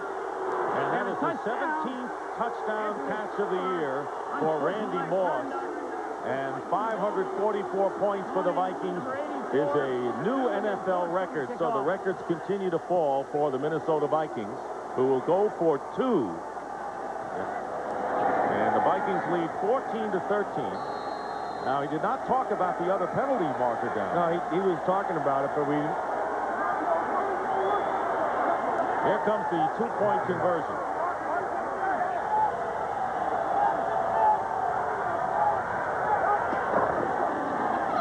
Another fade to Moss. Oh, good catch. He made it look easy. Great catch. Boy, Walker's got to be frustrated trying to cover Randy Moss, who gets the TD and the 2-pointer. There's the pump, it was a fake, and then he just throws it up. And watch him go get the ball. It's a rebound. And it's 6. And now the 2-point conversion just makes it look too easy. Carbon copies the TD and the conversion. Start something special. Alero with the active response system. 16 features working together to keep you connected to the road. And one more, to keep you connected to your money. For a short time, get 0.99 financing on all 99 Oldsmobiles. That means average finance savings of $2,600 on Alero at the Start Something special event at your Oldsmobile dealer now. Introducing the new Nicotrol inhaler. Now available by prescription. Ask your doctor if it's right for you. For more information, visit our website or call 1-800-INHALER. It's hard to respect the French when you have to bail them out of 2 big ones in 1 century. But we have to hand it to them on mayonnaise. Nice job, Pierre. Hi, I'm Dan Marino of the Miami Dolphins. The NFL and the United Way this season are celebrating 25 years of working together to help our neighbors in need. Over the years, the hundreds of NFL owners, coaches and players have volunteered their time to work with United Way agencies and programs that show our caring for people. By working together, the NFL and the United Way are making a difference. The records continue to fall for the Vikings. They now lead 16-13. Randy Moss ties a team season record with his 17th scoring catch of the year. And he, as Matt pointed out, called for taunting with spiking the ball in front of Walker. As a result, Mitch Berger will kick off from the 15-yard line. Vikings in front 16-13, and Mike Archie on the return for the Oilers. And Archie is tackled at the 42. Now, this is the taunting call after the touchdown. There's the catch over Walker. There was the flag thrown, and Randy Moss is he's fine with it. And then Walker gets up and starts screaming about something, and he spikes it right in front of him in the face. Now, the other official on the end line saw that and threw the flag, and that, as a result, they made him kick off from the 15-yard line. And there is Denard Walker still pleading his case. He's frustrated, and I think justifiably so, because I don't believe that our officials in our league are doing a real good job with pass interference. And I don't mean this true. I mean overall. Oilers trailing by 3. Just under 9 minutes to go in the third quarter. First down for Tennessee on their 41. Deep drop for Steve McNair, and his pass underneath to Yancey Thigpen. And Thigpen picks up about 9 yards with Corey Fuller making the tackle. Yeah, to keep playing that whole drive was this supposed interference call. Now, to me, that's nothing. I mean, you have to let a guy play. There was no push. There was no bump. There was nothing. All he got out of it was an argument. Actually, he took his helmet off. He's lucky he didn't get a penalty on that one. Well, Denard Walker has done a good job with Randy Moss for most of this game. Second down and 1.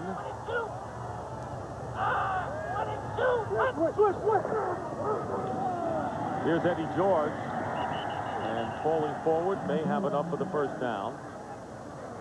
Been kind of a quiet day for John Randall. Now, I expected to see more movement out of John Randall up and down the line, especially since they lost Runyon, their offensive tackle. I expect to see him over on the left side over Sanderson, but that only happened one time, and we pointed that one out to you.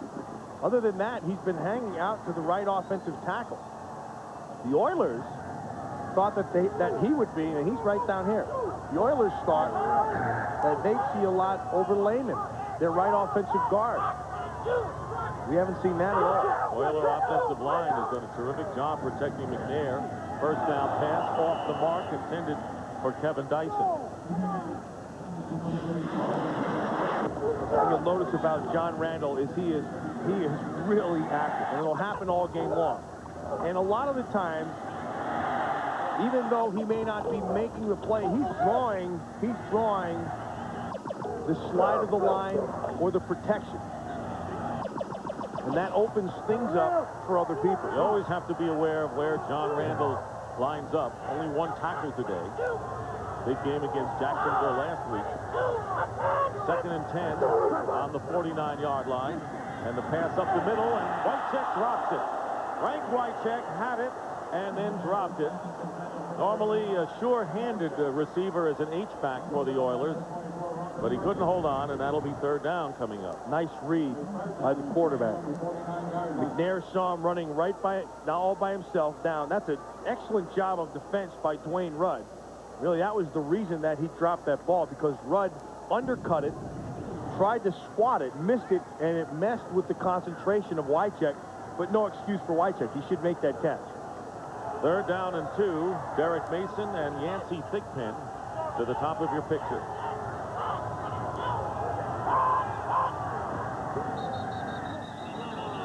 Penalty flag down. Kind of a quiet crowd here in the third quarter since the Vikings took the lead with their first touchdown of the game. Delay of the game against the Oilers, so 5 yards will be marked off to the Tennessee 46. You know, Dick, the 40-second and 25-second clocks, usually the 40-second clock, they're not at the normal spot. Usually they're in the end zone. In this stadium, they're on the sides, and they're kind of, I guess you kind of have to get a little used to it. Usually they're down in here, right in the end zone. That one's off to the left side, and the other side, on the other end zone, it's kind of on the, you really have to make a concerted effort to look hard to your left to see it. The Oilers know where it is. Of course, they play their games here, but Minnesota's got to be an adjustment for them. So on 3rd and 15, looking for a receiver is McNair. He's got one. First down, Derek Mason. That was a great scramble and a play by McNair to Mason, 17 yards. And yeah, that's the dimension that McNair gives this Tennessee offense. Well, that was great patience by Mason and by McNair. McNair bought the time. He wanted to hit Mason initially, and then right here, he stayed with it. Mason did a nice job of sliding to his right to find this hole. And McNair was able to find him with his vision and his patience and ability to find him. Mason in his second year from Michigan State. Going to be one of the big future receivers for this team. And the ball tipped away by Orlando Thomas. Dick, that's a great job by Orlando Thomas. There was nobody out there. There was no one there. They had blown their coverage when they got to the line of scrimmage. McNair saw it and was just going to try to throw a quick right there right away. Orlando Thomas also saw the same thing. There's nobody here. See this? Nothing. He sees it. He wants to get there. Orlando Thomas sees it late. Now watch him drive the ball. Good job by Orlando Thomas. Intended for Jackie Harris. Great anticipation and timing. Brings up 2nd and 10.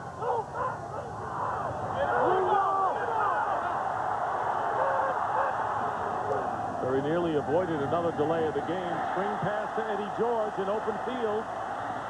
But George can't get away from Jimmy Hitchcock out of bounds. Yeah, but a 9-yard gain nonetheless. He threw him out of the way. Hey, get out of my way. I want to get a first down here. And he does have the first down. Hey, he took Hitchcock and just threw him to the side. This whole thing starts at the line of scrimmage with McNair. He reads it, knows the pressure, knows he has the hot. Now watch at the end.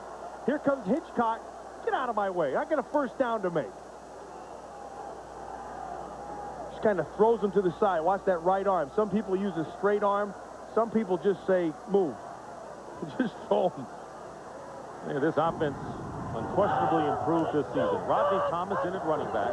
Joey Kennett wide receiver. And here's Thomas, who's playing with a sore hamstring and runs right into Jerry Ball after a gain of maybe a yard. 5 minutes, 45 seconds remain in the third quarter. Oilers driving, trying to regain what has been a seesaw game between the Oilers out of the playoff hopes against the Vikings, trying to finish 15-1. One player who amazes me on this Oiler offense has been Bruce Matthews. Eddie George a little bit, he's hurting on that last one. Bruce Matthews, their left offensive guard, has played that position well for 16 years at a high level. 2nd and 8, here comes the pressure on McNair. Not this time. He doesn't get away from Dwayne Rudd, and the second sack of the game for the Vikings. Coach Fazio, the defensive coordinator, rolling the dice there, knows he has to be able to get him out of field goal range. He's going to come with more pressure. This is all pressure. Jackie Harris is looking to the outside. He's looking the wrong way. Jackie Harris has to look back to the inside. And a loss of 11 yards, and the ball set back to the 35-yard line, bringing up 3rd and 19.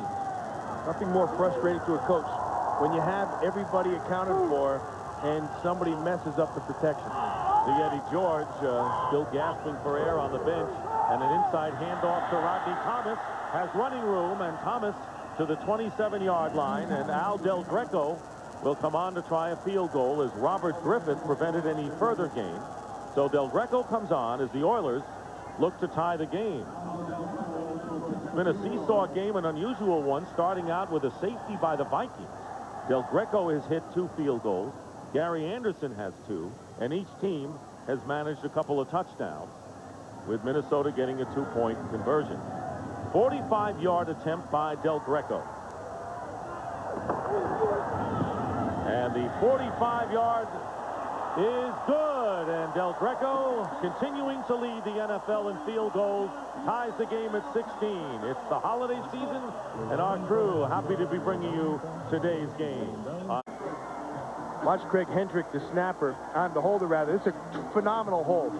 Bad snap, gets it down, realizes it's not the right position, picks it up, repositions it, gets the laces away, and makes it for a 45-yard field goal. And then kicks off into the end zone where David Palmer returns, lopes for a while, and then is stopped at the 20-yard line by Perry Phoenix, one of the rookie defensive backs for the Oilers.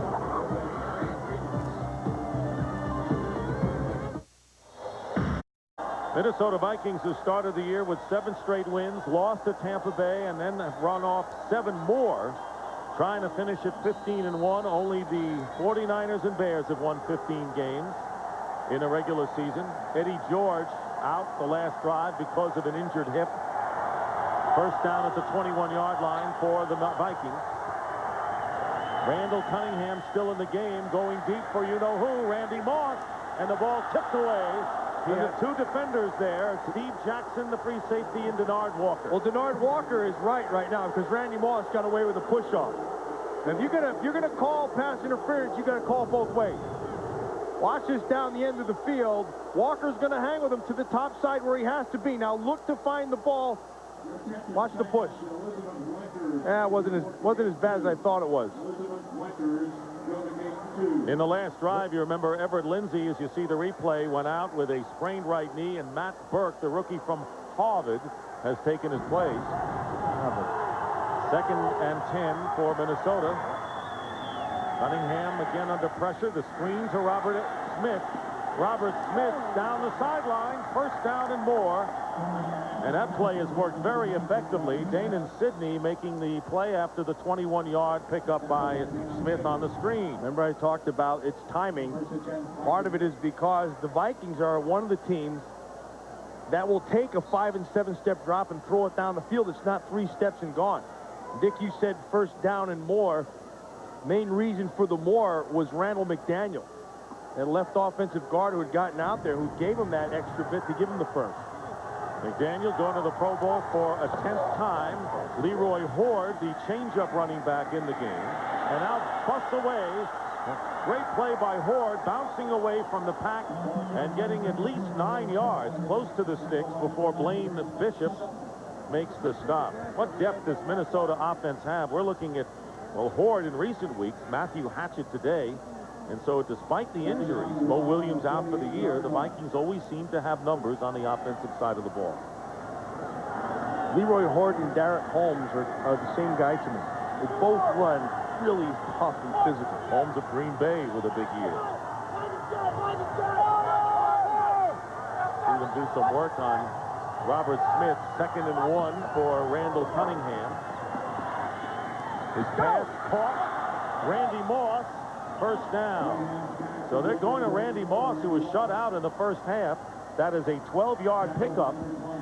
And Moss in the game. 3 catches for 21 yards, including a touchdown. This time they were going to hold the inside and use the sideline as a defender, but the help came for Randy Moss in the form of a slip on the turf. Moss with 17 touchdown catches on the year, 3 today. Here's Ford, and nothing doing. Oiler defense equal to the task. Under 2 minutes remaining in the 3rd quarter in a tie game, and of course the Vikings looking, if they can't get the touchdown, to get it within range of Gary Anderson. Darrell Lewis read that and had been coming on the blitz off the corner and caught him in the backfield to set up this 2nd and 11. Well, the Vikings caught up in a hurry, didn't they, in the ball control department? They were way down to the Oilers in the 2nd quarter. 2nd and 11. Here is Chris Carter downfield. Makes the catch and gets the touchdown. A little Merton Hanks thrown in for good measure. He beat Darrell Lewis and beat him by plenty. Dick, the way that was set up was Randy Moss has generally been going down the field. That time he ran about a 5-yard route and stopped. And because he stopped underneath, Chris Carter could come from the slot and get to the outside to run away from his coverage. And then the catch and the strength of Carter, he just shakes that tackle by Lewis off the top. Like, not even close. 38-yard play, and Gary Anderson's extra point is good. And now the Minnesota Vikings take a 23-16 lead over the Tennessee Oilers after a nip-and-tuck first half. 1:18 to go in the third.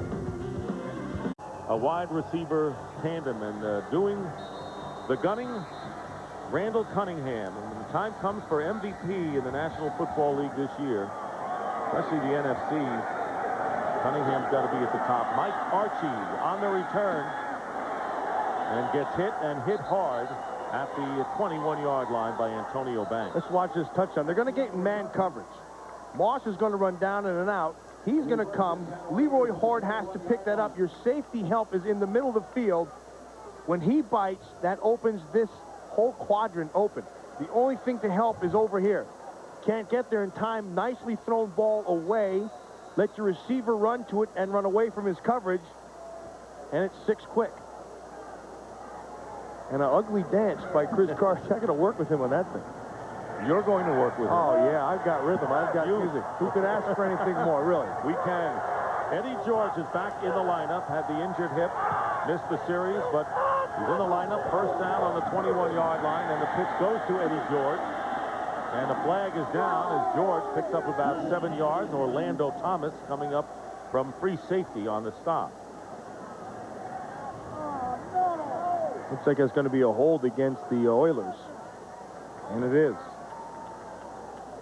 Holding against the Oilers, and for Chris Carter, that touchdown catch was his 101st, breaking the tie with Steve Largent. So Carter now is second all-time behind Jerry Rice, who's way in front at 163.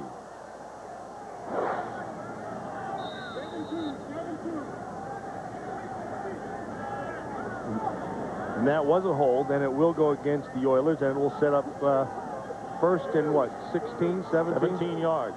It'll be first and 17 with 48 seconds to go. Well, the Oilers in the shallow end of their field right now offensively and trailing by 7. And the handoff is to Eddie George, and George doesn't go anywhere. It'll be second down and very long for Tennessee. Dwayne Clemens and Corey Fuller. Robert Griffith made the play as well. I like that Robert Griffith. He is really good, and he's good when he's deep. He's also good at the line of scrimmage. He can play. He's not a real big guy, but man, he will knock you out if he has a chance. Very physical, will run through the ball carrier and does it consistently. And time is going to run out, and they're going to let this clock go. So 3 down and 1 to go here on this season finale in the regular campaign. That is the end of the third quarter with the score, the Vikings 23 and the Oilers 16. This Fox NFL special will continue after a word from your local Fox station.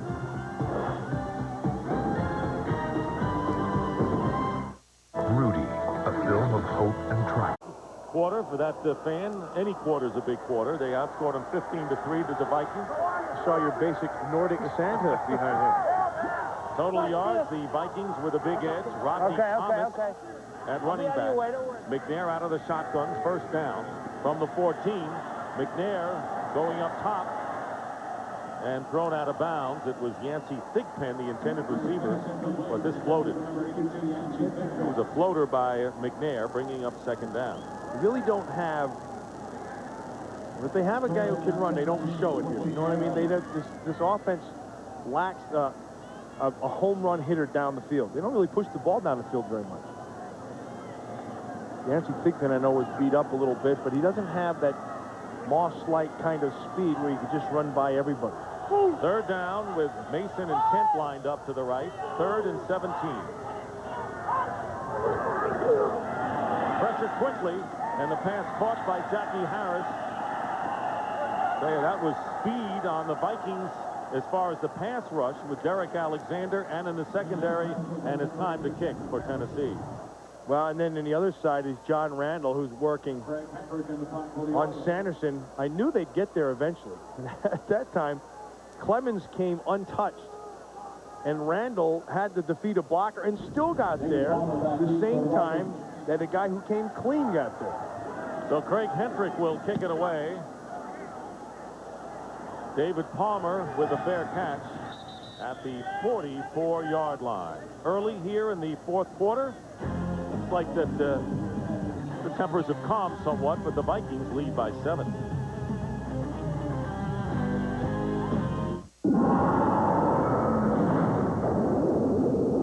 For everything else, there's MasterCard. And by Energizer Advanced Formula Battery. No battery lasts longer. Minnesota Vikings in their best starting field position of the day. Beginning from their 43-yard line, first down, leading 23-16. Opening minute, fourth quarter, plenty of time, but there's a middle screen to Robert Smith, first down for the Vikings. His dream was to play football at Notre Dame. No one believed in him, but he never stopped believing in himself. It's based on a true story, Rudy, a film of hope and triumph, tonight at 8, 7 Central, right here on Fox. Randall Cunningham perking it up in the second half after a 7 for 17 first 2 quarters, 10 of 11, and 2 touchdowns here in the second half. Robert Smith with a big opening off the right side, and the Vikings close to yet another first down to the Oilers' 35-yard line. Blaine Bishop made the hit on Smith. Yeah, that sudden stop at the end was Blaine Bishop. The nice hole, cuts back. Backer goes a little bit too far, so he can take it up inside. Now watch the sudden stop. Boom! That's Blaine Bishop. That's what I was talking about. He and Robert Griffith. Heck, he got up there looking like he got the worst of it, but I believe he's doing a little bit of Muhammad Ali fake there. Vikings first down on the 35-yard line, and Charles Evans with a carry gets 5 yards. Joe Bowden making the stop on the play. Of course, Blaine Bishop has been a perennial Pro Bowler, but this year, Bruce Matthews, Eddie George, and Craig Hentrick, the punter, heading for Hawaii after the Super Bowl. Dick, so many times it's been documented about Randall McDaniel's horrendous stance, and the only one I can really think of who had another stance kind of like that was the old Raider tackle of Bob Boomer Brown. Remember how he'd take that right foot and stick it way back there, and Randall McDaniel does it to the left, but he kind of has that ugly left knee bend. Second and 5, Leroy Horde charging forward for a couple of yards. We'll bring up third and short. James Roberson in on the play. Randall McDaniel, by the way, going to the Pro Bowl for the 10th time, which would tie the all-time record. Lawrence Taylor and Mike Singletary also went to 10 Pro Bowls. Well, the way he's done it has been impressive because he plays that left side and nobody even says anything about him anymore. You go, well, you got McDaniel having an all-pro team. Well, you got McDaniel left guard. Where do we start after that? He's been like that for a long time. The pitch to David Palmer on 3rd and 3, and Lonnie Martz is there to greet him. And so the offense foiled that time for the Vikings. And 4th down coming up. Excellent job by Lonnie Martz to the outside. They brought Palmer in, and they were going to try to give him every advantage he can. So they tried to just go with a quick count and flip it outside to him. But Martz was ready for it and held the outside perfectly. So Mitch Berger will come in to kick it away. Career high 67-yard punt in the first quarter. Derek Mason is deep, and there is Berger trying to keep it in play, not go into the end zone. He can't do it. Touchback, and the Oilers will come out to the 20-yard line. Vikings 23 after missing one with a hip injury. On the sidelines now, Rodney Thomas, who himself is bothered by a hamstring pull, is the running back. First down from the 20. 3 wide receivers for Steve McNair.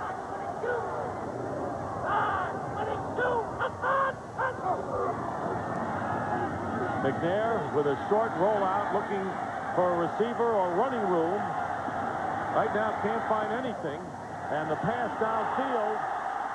McNair very nearly stepped out of bounds, but Jackie Harris made a diving catch in Viking territory, and it was very close for McNair as he let go of the ball. 33 yards, though, is the net gain for the Oilers. Watch McNair. He's able to buy some time, and he holds on to this for the longest time. Stays with it. Now roll to the right. He's waiting for somebody to come open. He still continues to roll when he sees it right here. And there's the throw. And what he's looking at is an area. He wants him to go back inside. Jackie Harris is able to twist his body back in and make the first down. Oilers on the 48-yard line, and Rodney Thomas is smothered that time by Bobby Houston. Well, the NFC playoff picture right now, just one little element left. The Vikings, Falcons, and Cowboys, the division leaders and division champions. The 49ers and Packers are in the playoffs. What remains to be seen as to who will host that wild card game. Right now, San Francisco has the edge. Cardinals, right now, with the third wild card spot, can wrap it up with a victory tomorrow, although Tampa Bay and the Giants still have a shot. 2nd and 10, pressure on McNair, and let's see what the call is. No flag is thrown, so he was in the act of passing. Tony Williams put the big pressure on. Well, he's going to say there is a flag now. We see a penalty marker down now at the 45. Quarterback was still in the pocket. Minnesota Vikings. His throw is not affected by any of the contact. No receiver in the area. It's a 10-yard penalty. Plus loss of down. Grounding and loss of down. Yeah, Dwayne Rudd is the injured Minnesota Vikings. There was no one in the area, and that's why they threw that flag. Come with the blitz. Rudd up top runs into Alexander. The ball is thrown. Now, they could have said that he was trying to throw it the anti-fig pen down the field. It could be that he was trying to throw it the fig pen down the field, but he just couldn't get enough oomph on it. Here comes Rudd off the corner. They face, now here he is right here. He's going to try to throw to. Now, as he starts to throw, he's hit. They're going to see it here, and there's nothing in the middle. Dwayne Rudd's back up. And he's on the sideline. Pete Burcich takes his place. You ready to hold your breath? A team like the Vikings want to suffer any major injuries here in the last game of the regular season with nothing at stake. 3rd down and 20. McNair looking and spins away. He's a strong quarterback. And McNair finally stopped. John Randall caught up to him from behind, but not before he picked up 14 yards. And it's amazing how McNair, who's pretty sturdy, got away from all those defenders. And it's also amazing how the coverage down the field has been so consistent for the Minnesota Vikings. Every time he's wanted to pull the trigger, it's not there. You're right. The Vikings have blanketed the Oiler receivers. At one point, Steve McNair, though, is going to have to learn that even though there's not that the guy's, how should I say, he's in the area doesn't mean he's covered. You get to another level when you become a Brett Favre or a Steve Young, or right now Randall Cunningham and John Elway, Marino. Those guys, you don't have to be open by much to be open. A lot of young quarterbacks will see coverage and figure you're covered. 4th down. Some learn it sooner than others. Yeah, coverage doesn't mean covered. And he has a strong arm, and he's seeing things, but he has to believe that his arm can get there. Get the ball there, I should say. And many of the running quarterbacks, you saw the 5-yard delay of game called. That is the 12th penalty against the Oilers. Cordell Stewart won. All the running quarterbacks tend to take off in a hurry. Here is Hentrick with the kick. Palmer is back. And the Oilers cannot keep it in play. Anthony Dorsett, with a valiant attempt, goes for naught. And so Brad Johnson, according to Dennis Green yesterday, would play in the second half, but has kept that jacket on throughout. It's been Randall Cunningham's show. Vikings from the 20. That's their worst starting position of the game. And the first pass out to Chris Carter is complete for 5. The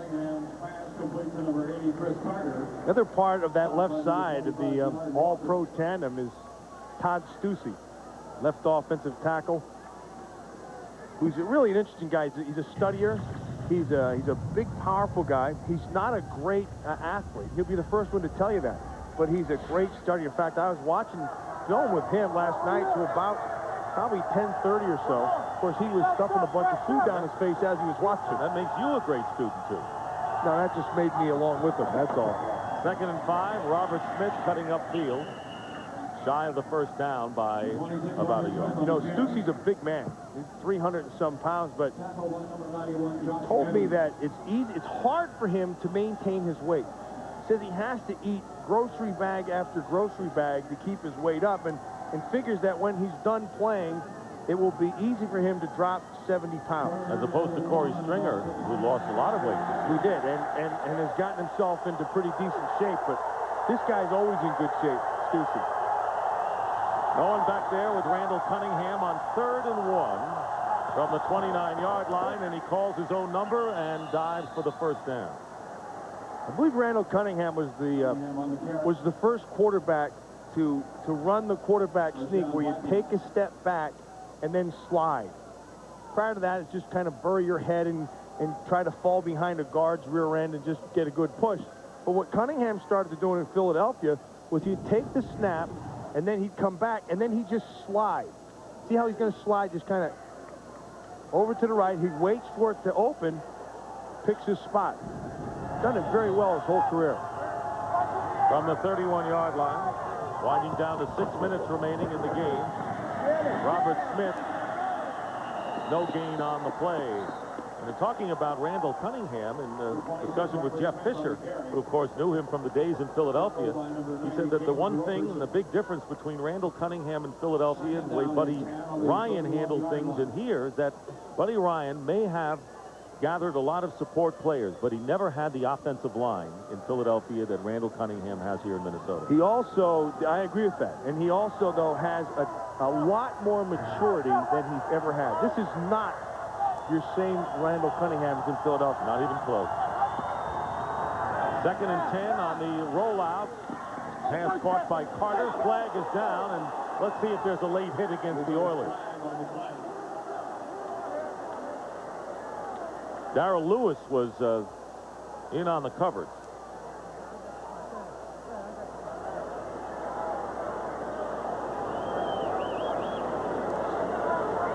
This is a deliberate officiating crew. Not only that, they take their time. That too. That's that Penn State education yes, again. sir. Nothing gets by me. Rears its head all the time. Play, 3rd down. There was a never mind. Basically, that thing was a never mind, and Chris Carter's giving him his advice, what he thinks about that never mind. And it's good that they discuss it and make sure to pick it up instead of just automatically calling. Well, this is the end of it, and Lewis is going to come over, and he grabs that head and face mask, kind of snuck one in there right there that nobody saw. Oh, yeah, take this. Yeah. That should have been a penalty. 3rd down and 8 from the 33-yard line for the Vikings. Now they're going to adjust the clock. The clock had been running, and Cunningham told we need more time. Now they don't have the play in. Cunningham's in the huddle, looking to the sideline, say, hey, come on, give me the play. They're going to have to call a timeout. He's going to have to. They're going to tell him to let this thing go down to about 1 second and then call a timeout. Brian Billick not very pleased with things, and so timeout is called by the Minnesota Vikings. You mentioned Brian Billick, the architect of this offense, and Randy Moss being the final piece of it, and as a result of this success, Brian Billick, a candidate for one of what saw at halftime in our studios, many coaching jobs set to open up. It's going to be a little bit different, though, if he in fact does get that does get a chance to be a head coach, because you go to a place and you look around and say, okay, now, well, in Minnesota, you know, I took Chris Carter and I put him here. Oh, we don't have him. Okay, well, I'll take Randy Moss. Oh, we don't have him. Well, we'll hand the ball off to. Oh, we don't have him. A little bit different. Players play. If you have players, you have a chance. If you don't have players, you could be George House and Don Shula and Eddie Robinson rolled into one. It's not going to matter. 5 minutes, 2 seconds, please. That will correct the time that was lost when we reset the play clock.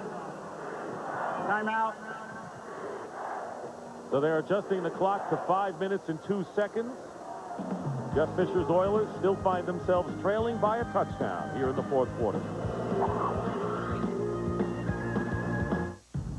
The North Star system, performance and technology that set Cadillac apart from every other luxury car in the world. Now, for a limited time during the Cadillac Performance Drive, a 1999 Seville with the North Star system can be yours for just $549 a month and just $14.99 due at lease signing. Seville for just $549 a month, a powerful way to set yourself apart during the Cadillac Performance Drive. See your Cadillac dealer today.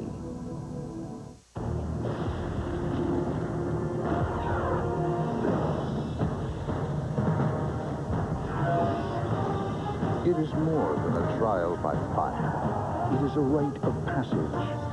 And if you can master your fear, outsmart your enemy, and never yield even to yourself, you will be changed forever. The few, the proud, the Marines. To understand the Terry Awards, keep in mind he had a... I don't know. 3rd down and 8 following the Minnesota timeout. 5:02.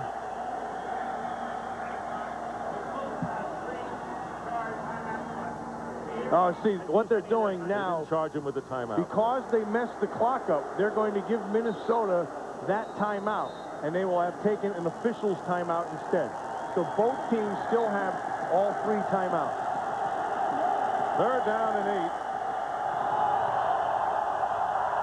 Randall Cunningham. And the pass is caught by Carter. 1st down. This is a team that has made, coming into this game with a penalty marker down now, an amazing 52% of their 3rd down conversions this year. That is phenomenal. And they made another here. Carter wasn't too thrilled with Danon Sidney. He's saying got a face mask on him. Number 37, 5-yard penalty. Danon Sidney from University of Alabama, Birmingham, number 37. Watch Chris Carter working because he knows where the 1st down marker is. And, of course, you know, he gets away with a little bit of throwing the guy around, but there was the face mask at the end. He knows where he is on the field, and he just turns and dives just enough to get the first. He stopped right at that 1st down marker. Vikings have been brilliant 3rd down conversions this year. Leroy Horn for a yard on the play. Well, coming up next, hang on tight because Bumps and Jumps is back. Don't miss the world's best freestyle aerial artists and mogul masters when they hit the slopes. All the skills come your way immediately following football today on Fox.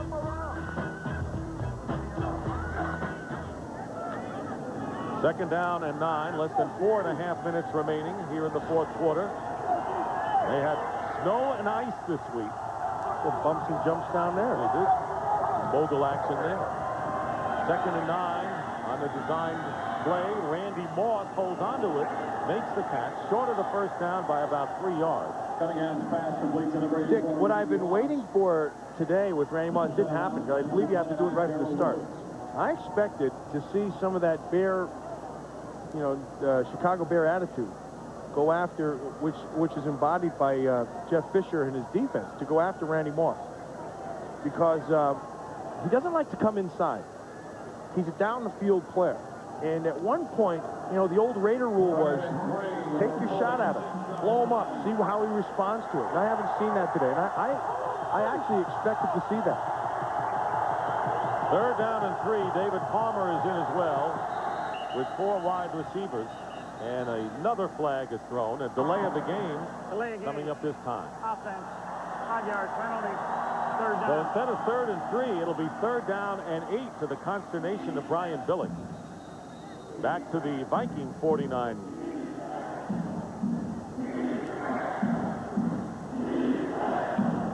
Defense is what John Randall and Ed McDaniel have exhibited today, and when they stopped the Oilers in the 1st half where they had to settle for field goals, has played a major role in the fact that the Vikings are leading in this one here. Now it's 3rd and 8. Cunningham's pass caught. Let's see if it's enough for the 1st down. Andrew Glover, the tight end, and they have it. 1st down, Minnesota, and yet another 3rd down conversion by the Vikings. You consider 52% of 3rd down conversions. If you've got 45, you're doing a great job. What impresses me is that Randall Cunningham doesn't lock on one guy. He throws it to everybody. He'll throw it to Palmer, Moss, Carter. He'll throw it to any of the tight ends, whether it's Greg DeLong or anybody. He's not afraid to throw it all around the field. First down pass out to Randy Moss, and he gets tripped up. And it was Denard Walker, and if he had missed that play, you would have seen Moss prance into the end zone. Gain of 5 yards on the play. So Vikings, within 3 minutes or so of establishing the best record in the NFL going into postseason is 15-1. Broncos losing their last 2 games. I think they're even harder to beat in that dome. It's going to be a tough game for anybody who takes them on up there in Minneapolis. Home field throughout for the Vikings. 2nd and 5.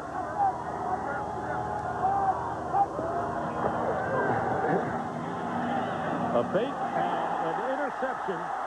Oh, nice tackle by Chris Darrell Lewis with the interception. No Viking receiver anywhere in the neighborhood. And Darrell Lewis makes the pick. He overshot Chris Carter. They did a nice job of being physical with Chris Carter underneath. And Cunningham let the ball go, went right over the top. Watch him jump this right here. Blaine Bishop does a good job of just staying right on top of him. Now, the ball sailed on him. Watch Carter finish the play. Boom, that's a nice tackle on Lewis. Ball took off on him. He had been anticipating Carter to come back inside. Lewis with his 4th interception of the year to lead the Oilers in that department.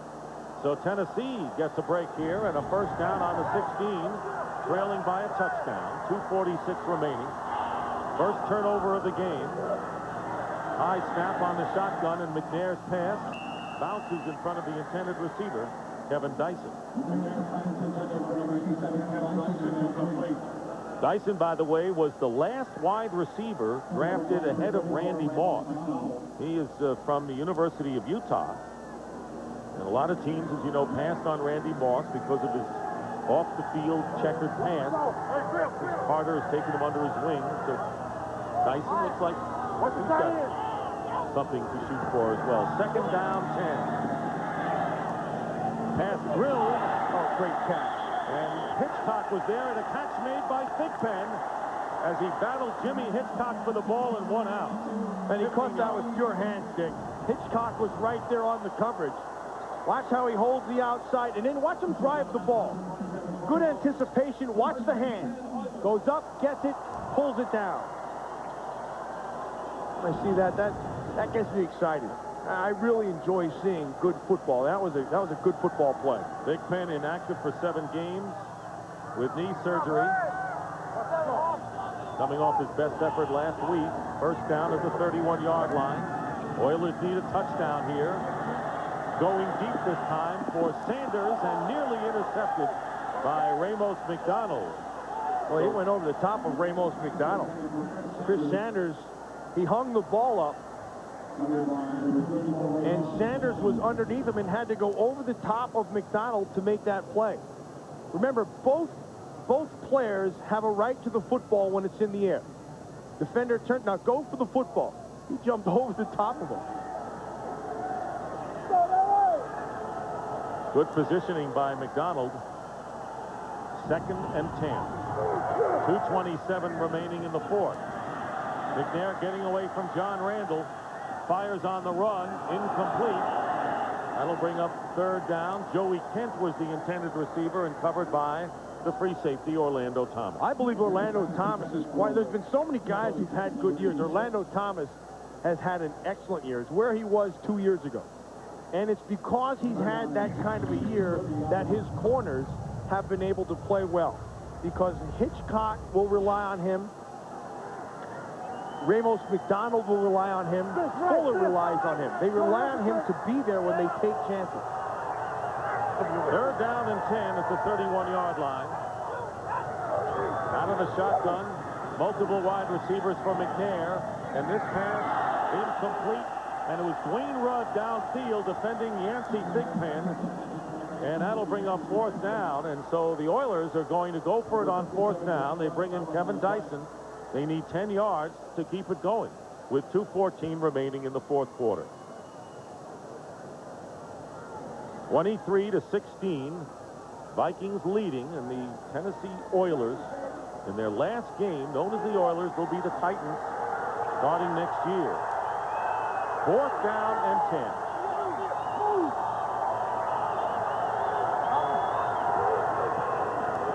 Pressure up the middle, and the pass incomplete.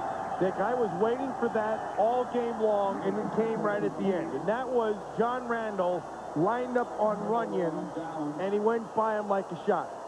It's what I'd been waiting for. He'd been up and down the line, and then this last instant, he lines up over Runyon, something the Oilers had been waiting for all game long. And here it finally came. Eddie McDaniel came up inside. They ran the blitz, and he went past him fast. So the Vikings will take over on downs, and they are on the 30-yard line of the Oilers, who now have to